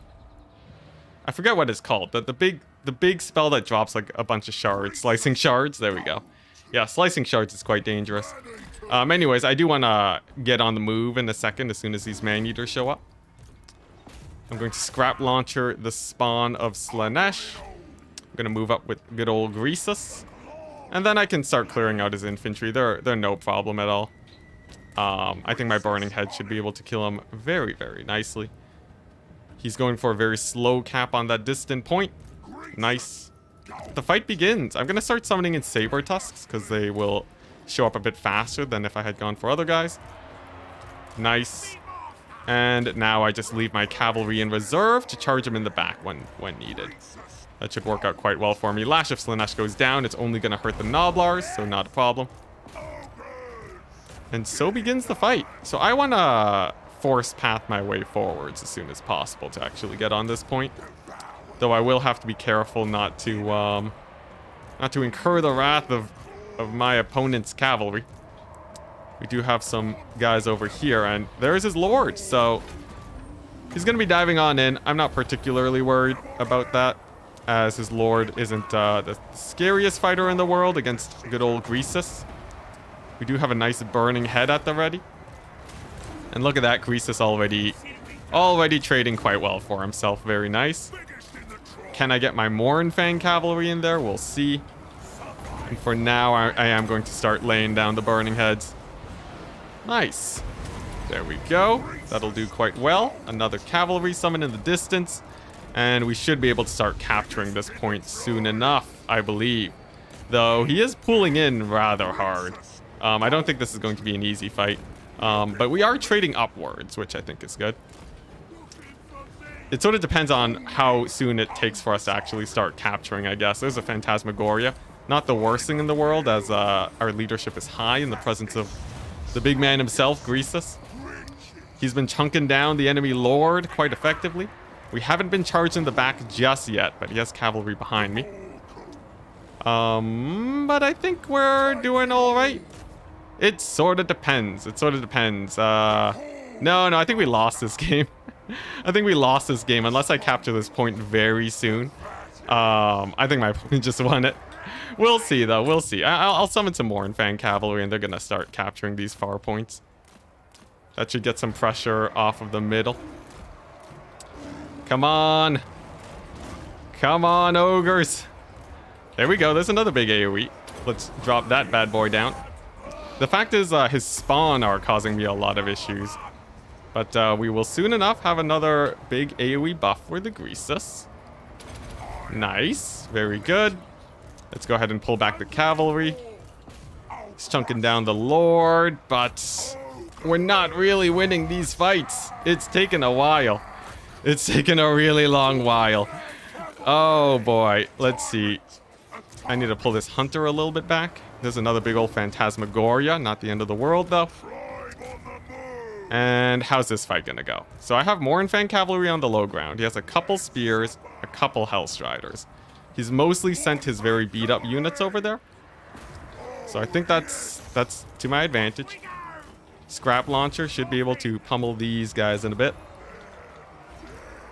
But he's gonna win if I don't capture this soon, and it's taking a really long time to capture this. I think I might be getting punished for not having enough ogre bulls, actually, because the capture weight is very important here. No, come on, not like this. He's starting to trade up too. Dang, the max cavalry, it's not working. Oh, it was a fun try, though. It was a fun try. But yeah, at this point, he's just gonna constantly summon in units. I think he did a very good play, stopping me from stealing the point with this spawn. And then yeah, even though we didn't even trade up that well either. Dang, that's rough. That's rough. First loss of the day. We haven't had a loss since Kislev, I think, when we did the mass ice guard. Unfortunate. GG, yeah, it's over. Ho! Pretty fun game, though. Pretty fun game. I think he played very well. He played very well with sort of blocking me there, but like, look at this. 372 value? It's worse than Doom Knights. We found a unit that's worse than Doom Knights. Oh, brutality. The brutality. Greases did pretty well, though. Honestly, replace these guys with Ogre Bowls. Keep Greases, keep the Burning Heads, and you actually have a pretty nice build. Yeah, no. Ogre Cavalry is probably one of the weaker units in the roster. Unfortunately. GG. Khorne needs some trashy infantry to get more bodies on the points? No, not at all, actually. Khorne is actually one of the strongest factions right now. It turns out spawn and mid-tier infantry is way better at holding the points than trashy infantry. Because trashy infantry dies so quickly, they generally don't do too well. Mornfang OP. Brutal. Brutal. Alright. Oh, Julius Cheeser. He's gonna cheese me. I'm excited. Yeah, Greases is really nice in a blob. I think I would like to run him more, honestly, like a Greases giant style. But I really don't like cavalry. In every single game that we've taken these guys, they haven't done well. You know, the scrap launchers did better. You know it's bad when the scrap launcher meme is doing better than you. Still pretty good though. Yeah, Meaty, he did well. Very nice Slaanesh play. Now, we're seeing Kislev. Oh, the Giants are suicide against Kislev. I'm not taking them there. I think against Kislev, we're on Arnheim. I think we want to do a normal Ogre rush here. Alternatively, I do another shooty build, but we already did that. Yeah, how about this? How about we go for a Flock of Doom, man, alright? I can't believe I'm taking Flock of Doom on the reg now. What has become of me? Let's see, there we go, nice. We have a Flock of Doom, man. And then I'm going to go for this guy. In case he goes for a hero blob. You actually want to be very careful about Kislev hero blobs, as they will wreck your world. I'm going to go for this hunter with basically nothing loaded out. And then the rest is just going to be Ogre Bowl spam. There we go. Let's see. Yeah, nice. And we're just going to be setting up for a mighty rush. Great weapons are great against Kislev. We have Ogre Bowls will trade very well into them. Honestly, Iron Guts can sometimes do well. This is like a max. This is like a max Ogre build, but we still want a few trappers just for the range. Here we go. Now this hero squad is very interesting. They will they're basically my only tool to deal with Kislev hero blobs. Get an all giant army. When's CA going to release a giant faction? I really wonder. But yeah, the thing is, I really want to deal with the Ogre, with the Kislev blob. And the easiest way to deal with that, instead of going into Stonehorns, is to get a hero blob of yourself. And that should do very well as long as I have a bit of Man-Eater support. Yeah, Greases is the slowest Ogre, because he's getting carried by Noblars. Giants against the... Yeah, get Giants against the pure ranged faction. Nothing like a little bit of suicide, why not? Alright, now the name of the game for the rush, if you ever want to rush, play on the low ground. This is the way to go. It's going to draw some lines and sort of wait. I probably want to capture the high ground first if we're waiting. But we'll sort of feel out his deployment. Imagine if the Sky Titans were a faction. It would be, your army would be 3 units, and they have a ton of spells that you can cast. Maybe they'll have, like, mini summons, like worshippers or something, I don't know. But, like, they're huge, right? Sky Titans should be, like, what, yay tall? About the size of this mountain. Generally, you just spam out bulls for ogres, yeah. But they have 2 different types of playstyles. Either you go mass melee or you go mass range. Now, in this case, my opponent, he did not go for the hero blob. He went for double artillery. This is quite scary because it puts you on a timer as long as you're getting shot by them. So to sort of reduce that timer, I'm going to ensure that the high point is going to be mine. Kislev's very hard at capturing the top point, so I can use that to my advantage. Nice. Now over here, what do I summon? Probably man-eaters. These guys are going to get in range of my spawn points, but that's sort of okay. And I can put my guys in the forest too to sort of keep them safe. In theory, the battle gets more and more advantaged for me as time goes on, as I should be able to reinforce much faster than my opponent. So sort of waiting a bit for before engaging is my best bet. Are Iron Blasters bad in PvP? They're quite good. You missed the first game where we wrecked Khorne with Iron Blasters. They're really strong against single entities at close range.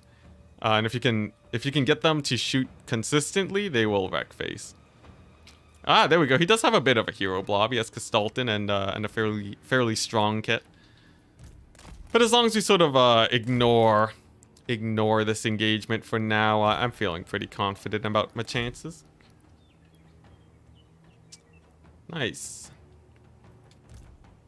The question is, can we actually win this fight here? I think because ogres are so good at pushing and stealing points, I should be able to stall my engagement for quite a long time. For quite a significant amount of time, actually. So I'm not too worried there. He's going to be getting a few shots in at my ogres. We'll see how well Jeez, the cannons, they do get through the trees. They do indeed get through the trees. Oh my gosh, that was a huge. Jeez, how many kills was that? 13 kills on one cannon shot, and I thought I was safe. Here comes another one. Oh, and it barely doesn't get through. All right, that's good for me. Wow, 500 gold value off of one shot. That's insane. My goodness. All right. Nevertheless, we'll make it back. We'll make it back. I just need to wait it out. Honestly, these guys, they might have done better in the high ground. Who knows? Here comes another shot. Stopped by the trees. Wonderful. And now we wait. Enticity, how can ogres beat a Kislev hero blob? Right here. You bring a hero squad, and they'll do pretty well. This hero squad is quite strong, because against the snow leopards, you have Flaming Sword of Ruin, which will beat any... it'll stop their healing, because it's fire damage, and it'll also kill snow leopards, which can cause a lot of problems for ogres. But yeah, this is like specifically for that. I would highly recommend taking a build like this. But nice. Points are unlocked, and he's not capturing them just yet. This is a misplay on my opponent's part, and we should be able to abuse that. Little Grom can pierce like 20 entities. Oh, yeah. Yeah, Little Grom cannon shots against ogres is very strong. In general, Little Grom is very good against ogres. Now, let's see. There we go. There's the first capture point at about 4 minutes. This is a reasonable pace. But perhaps he's just playing for comeback? I don't know. Like I said, as the armies get larger, I'm very much at an advantage here. And it gets stopped. I'm very much at an advantage here because I can just reinforce way faster. So while many of his guys will sort of be... will take like about a minute or two to reach this middle point, I can get there in about 30 seconds. Which is a very nice advantage for me. There we go, another miss. He's also wasting ammunition on Little Grom, which is good as we head on into the later stages of the game. So I think we're more or less fine. I basically just have to take the fight so that I control 2 points by the time he's at about 2,500. There we go. There's a summon of Warbear Riders. Very good. He has some Kossovite Dervishers coming over there. I can just summon me some Man-Eater Great Weapons, and they should be able to clear those out quite well. Ah, but it looks like he's actually committing quite a bit up top. He's bringing in the hero squad and the Little Grom too at the same time. Interesting. Very interesting. It's going to take him a hot second to capture this point. But let's see how this plays out. If this small engagement goes in my favor, that's quite good. He has very little infantry committed there, so I think this is a good fight for me. The Warbear Riders do die to the Man-Eaters, so I'm not especially worried. Even if he does have Little Grom sort of offering some cover support. Okay, nice. And he doesn't go for the cap. This is good for me. So that means I can basically continue my long wait. Nice. I will, let's see here. I can start capturing the point once I'm getting comeback points. And I think I should, and yeah, now. So I can capture this point, no problem. Sweet. And the patience will prevail. Now I'm going to grab these ogres and pull them back over here, because I think this choke point is a bit of a death trap. There we go. Let's grab the other Noblar and capture that point a little bit faster. And then we're gonna just pool on in and see what points we can actually take. He's played quite aggressively here with these guys, and I would much rather fight this center formation with this huge army. So I'm going to pull these guys sort of out of the forest now to meet up with this force, and then we can all push down into the low ground at the same time. I have to be careful about this Ice Witch too. She only has Ice Maiden's Kiss though, so I'm not too worried about her. And here we go. Shot fired. We're going to dodge that. We're going to start summoning in some more ogres. A trapper accidentally. Whoopsie daisies. There goes Ice Maiden's Kiss. Not a problem. And I can start pushing onto the low ground. Now, I'm still not actually pressured to attack just yet. I do have some time. Let's see. There we go. Another ogre summon. Because I know I can steal this point over here in the middle very quickly if I wanted to. So I don't think that's an issue. And I can begin the push. So, about taking this engagement. I don't want to get caught up and split my forces. Instead, I much rather do the battering ram type of play style. Where I'm very much so just pushing on into a single area.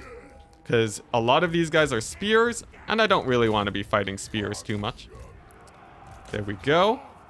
There's the rush onto the point, and now I can sort of collapse in onto this area. They'll rout rather quickly. I can distract these guys with my Noblars. And then I think I should be good. Here we go. Let's see how this fight actually goes. We're seeing he's starting to pull a few guys onto this middle point, but I still have the capture weight, which means I'll be able to steal that very quickly. Most of his range units in the middle are very occupied and won't be able to get too much damage in. That's very good. And then my hero squad can start moving on in to deal with Kislev and stuff. We capture just in time. And then I think this should start going in my favor as I can get my reinforcements back very quickly. Though we do have to be a bit careful as I'm getting a lot of extra points, but I won't be able to make use of it for a while. So things could be a little bit sketchy on that front. We'll see how it plays out. For now, though, I'm just sort of sending in my guys to get as much damage as they can. My hero squad's gonna beeline straight to Kislev, as they should be able to beat him. I'll Flock of Doom, his infantry. That should get all of them to rout a tiny bit faster. And just like that, now we can start pressing our advantage with our extra money. So these ogres will be able to reinforce quite quickly. You'll see he summons these Kossars, and we'll see a quite dramatic difference for how long it actually takes those guys to show up. It's going to be a little while, and I expect my ogres will be able to run rampant in my opponent's lines before there's any support that actually gets in here.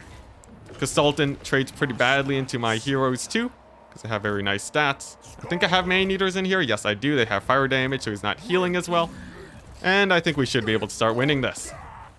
Though it was a little bit scary. That engagement needed a lot to go well for me to win it. Alright, nice. There we go. And I don't even need to capture this third point yet, because I stole this one so quickly. Nice. Yeah, look at this. Big ol' ogre charge. It's terrifying. There we go. How's my hero squad doing? Just fine. Another big Flock of Doom to finish these guys off. And then we can bring in the trappers. And there we go. Trading's actually even now. Plus we have the comeback mechanic. That means it's basically over for my opponent. GG! At least I think so. At least I'm pretty sure it's GG. He's going to continue the scrap here, but you can see Kislev. As strong as Kislev and the Patriarch are, they're no match for triple hero plus fire damage. He's not healing too quickly compared to it, and he's gonna go down. Look at that. If you want to load this, if you want to make this blob even stronger, You can give them some extra abilities too, but I find that the Man-Eater support is more or less what you need to do well there. He's also going to be suffering too because his little Groms are out of ammunition. So even though I didn't actually kill them, they're just sort of a dead unit on the battlefield now, which is gonna be great for me. Yeah, Ninja Cap the third. It's already happening. Although we were in no rush. The third capture point really didn't need to be quickly captured. And now you can see these Kossars. Remember a few minutes ago when I was talking about these guys reinforcing? My ogres have been fighting and basically have already died and traded in the time it took the Kossars to get into position. Obviously, I think there was something that slowed them down a bit, but like, it's pretty clear that that quick reinforcements is really big for this. It's just really big in general. If you can get quick reinforcements going, it means that you just have a larger army constantly against your opponent, even if trading is even. So nice. Consultant did actually manage to survive the onslaught in the blob. But at this point, my opponent basically has nothing left. We've gotten a little bit of extra gold from the comeback advantage too. But really, the biggest thing is that his two cannons are more or less idle. More or less idle and not doing too much. Oh, he did rout off my lord though. He did eventually take out my hero squad. But it's a far cry from getting run over by the heroes that you would usually see. Nice, and there we go. Another wave of ogres comes. And my opponent has nothing to summon for it. It's over. It's over.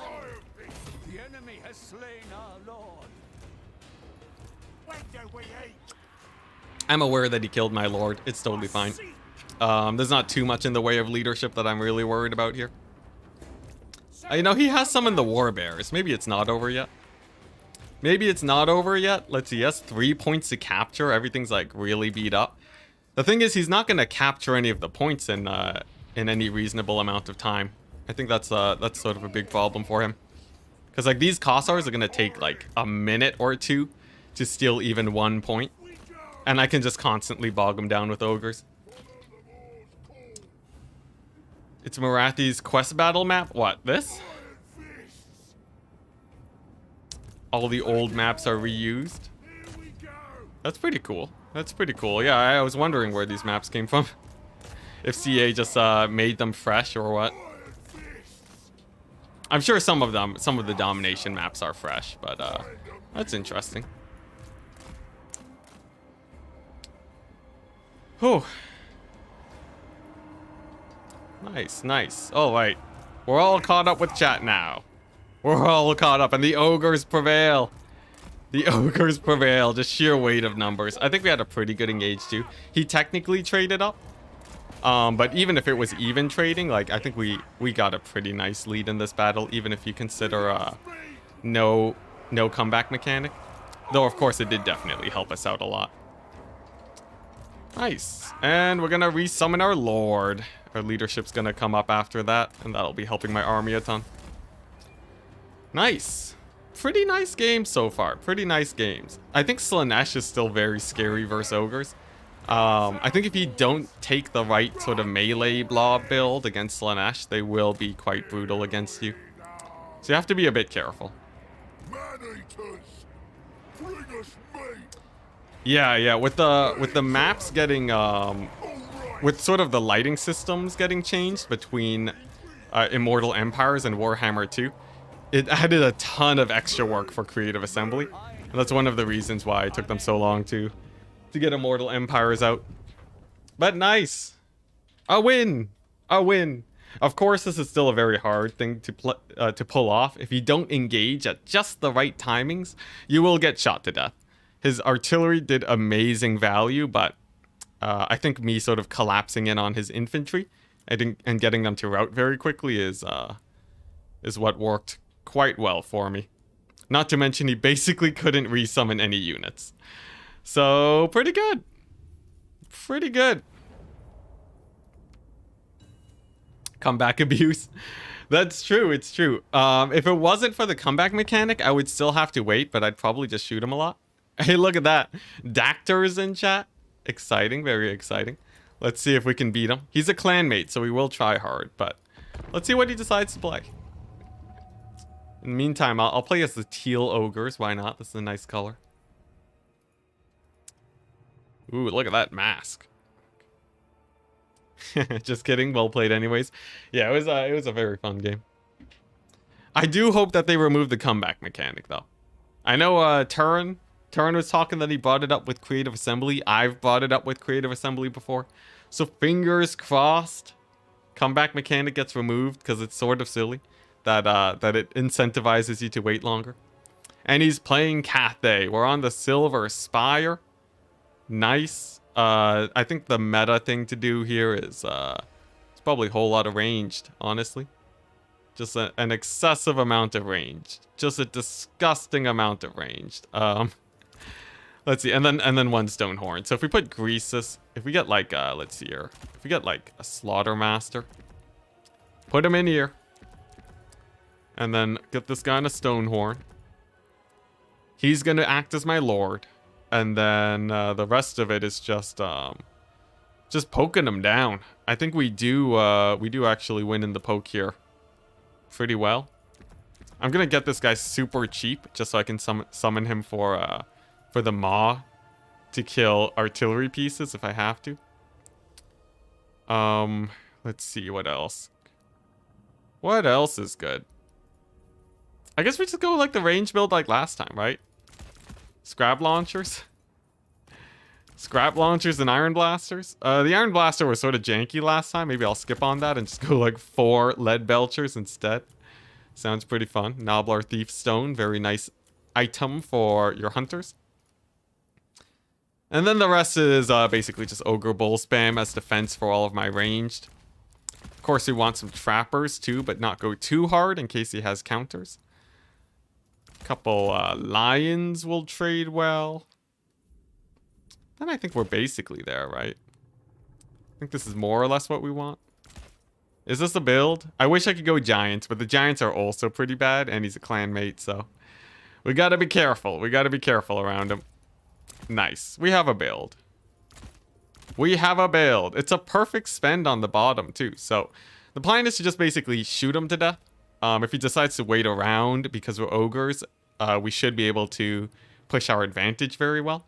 So I don't think he can go for like for a comeback mechanic win. Flying Taco saying I like this. It's pretty fun. It's pretty fun. Are Gorgers any good now? They're okay. They're only okay. Here we go. Can we win it? Greasus is pretty good at trading, I will say. He's actually a lot tankier and a lot better at fighting than you would think. His biggest problem is that he has very little control over many areas of the map. And he also dies to shooting instantly. So those are some minor, very minor, humongous problems. Hello, Agmagorium. Hello. How's it going? We're here trying to beat Cathay, one of our very own clanmates, playing on the quick battle ladder. Gonna be pretty fun. We've brought a heavy range build to work well with this map, as he can't really get cannons over here. And he can't really do... He can summon cannons over here, I guess, you know. A couple cannons parked behind this hill could be quite scary. But I could just get scrap launchers over here just as easily, and that would end him, I believe. So I think we're fairly comfortable here. We got the stone horn, and he's gonna be cycle charging a ton. Let's see how it goes. Now, right off the bat, we want to check the army of my opponent. It's gonna be a bunch of Celestial Dragon Guard.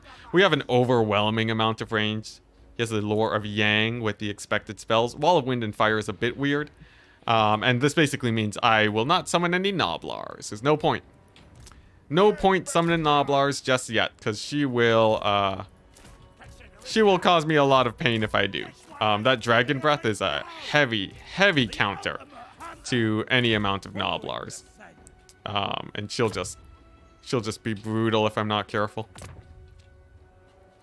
Now, over here, in terms of deployment, what do I want to do? I want to get one shielded guy over here to stop cavalry, and then I want one normal bull over here to also shut down cavalry.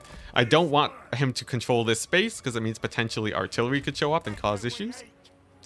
And now we just sort of wait.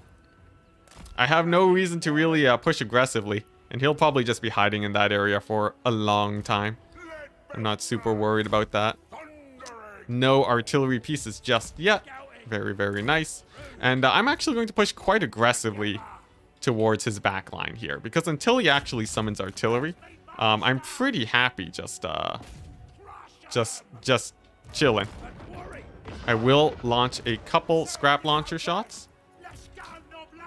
And it looks like he does dodge. Very nice. I don't know if I got any value. Oh, no, he got value. He got 12 value.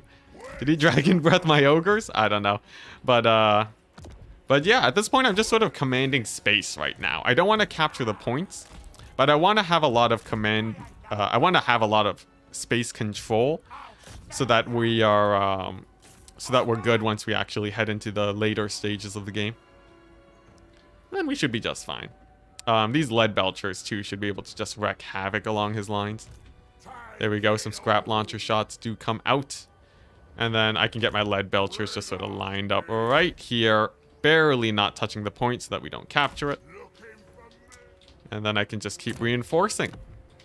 Now, much like the game that we had earlier, I think it's very true that Ogre Kingdoms... Another Dragon Breath. He's just doing it because he has nothing else to do. But yeah, our biggest advantage here is the fact that we can reinforce very quickly. So the larger the armies get, the better. Let's see. He's gonna... we're not doing much damage over there, so there's no point really... There's no point really firing a lot of shots. But he does show up out of the woods. And it looks like he will be trying to make a play. Now, I do have my hunter, of course. And we do have an obscene amount of range units. I'm not very worried about this, though this choke point is a little bit awkward for me to maneuver in. I think we'll be just fine. His formations are slightly better than the last Cathay player that we faced.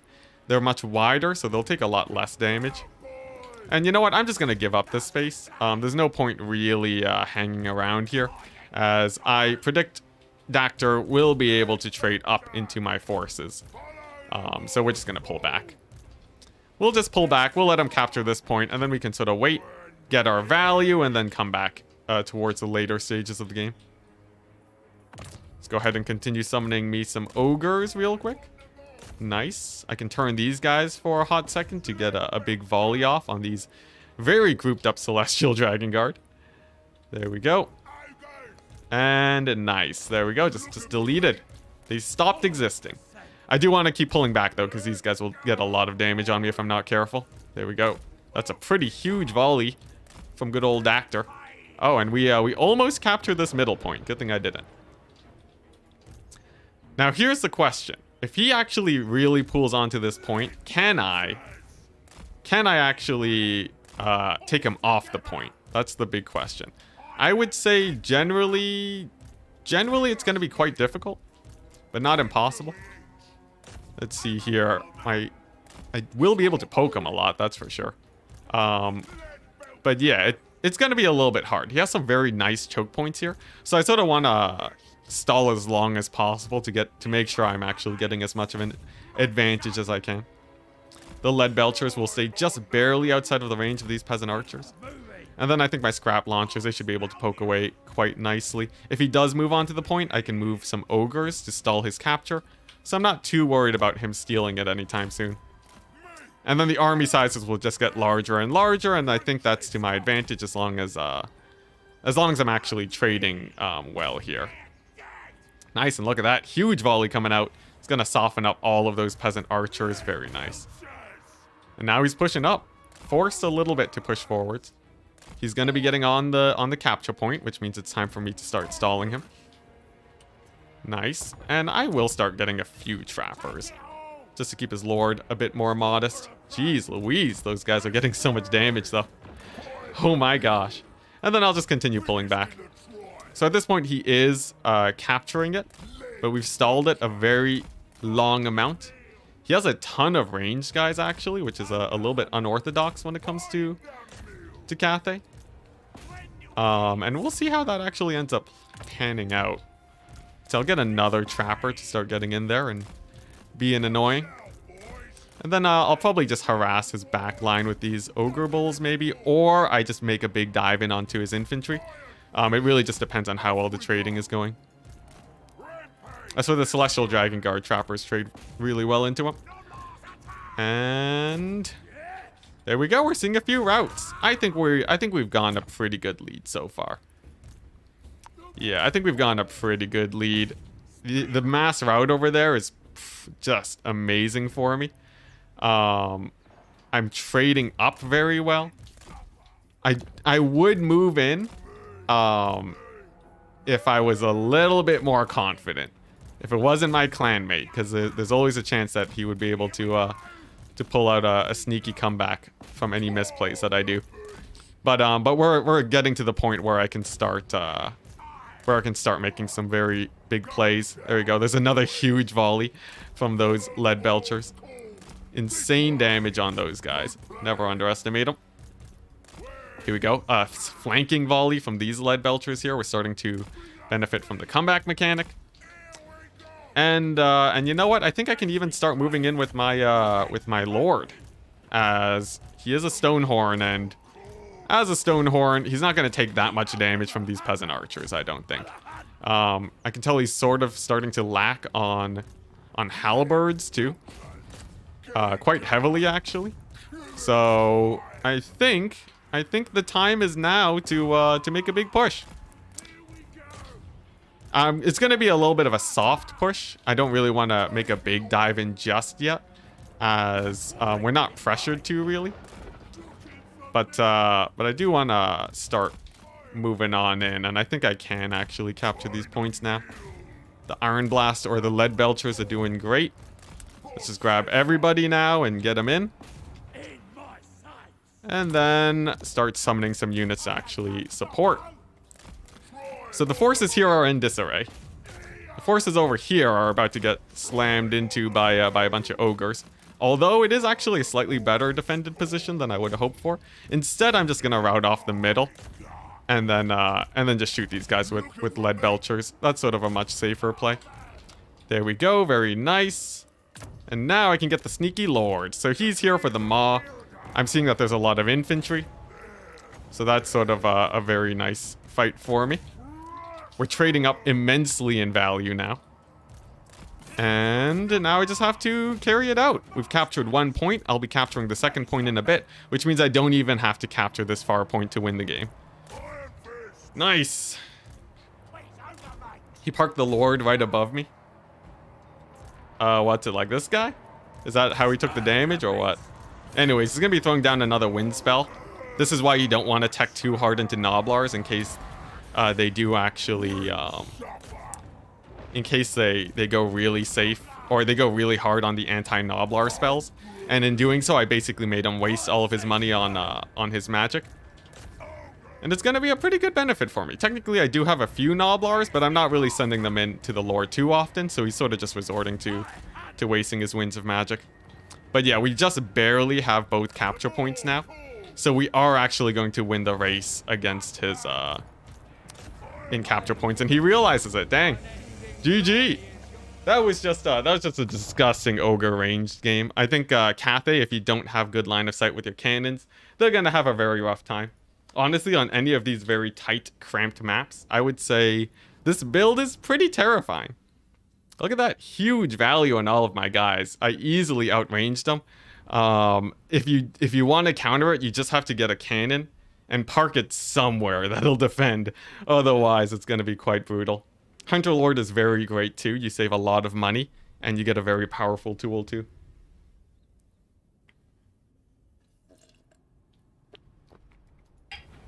Alright, nice. So that's going to be it for today. That's the last game of today. We got 6 wins, 1 loss against Slaanesh of all factions, so it was very well played. I had a very enjoyable time. And yeah, we're going to... That was a dirty stomp. It was pretty dirty. But yeah, I plan to stream, not tomorrow, because I have an event to attend, but I will be streaming again on Sunday. I plan to be streaming every day from 1 p.m. EST for 2 hours. We've been doing it for a while now, so hopefully we can keep at it. And I think that's basically it. Have a wonderful day, guys. And yeah, I have nothing else to say. So, you know, tune in on Sunday, where we'll be playing a new wind farming thing. Except instead of a faction, it's going to be a specific unit that we wind farm with.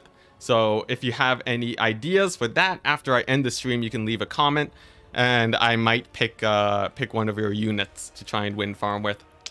All right, have fun. Turin is hosting a Warhammer 2 tournament, so let's go ahead and send you guys over. Let's see here. Let's see, Turin. Let me grab a link. Guys. We gotta share the multiplayer love. Is he streaming? Oh, is it not out yet? Did it just end? Where's Turin's stream? Let's see here. No, it's not on. All right. Well, you know what? Keep an eye out for Turin. He's probably going to be streaming later today. Peace out.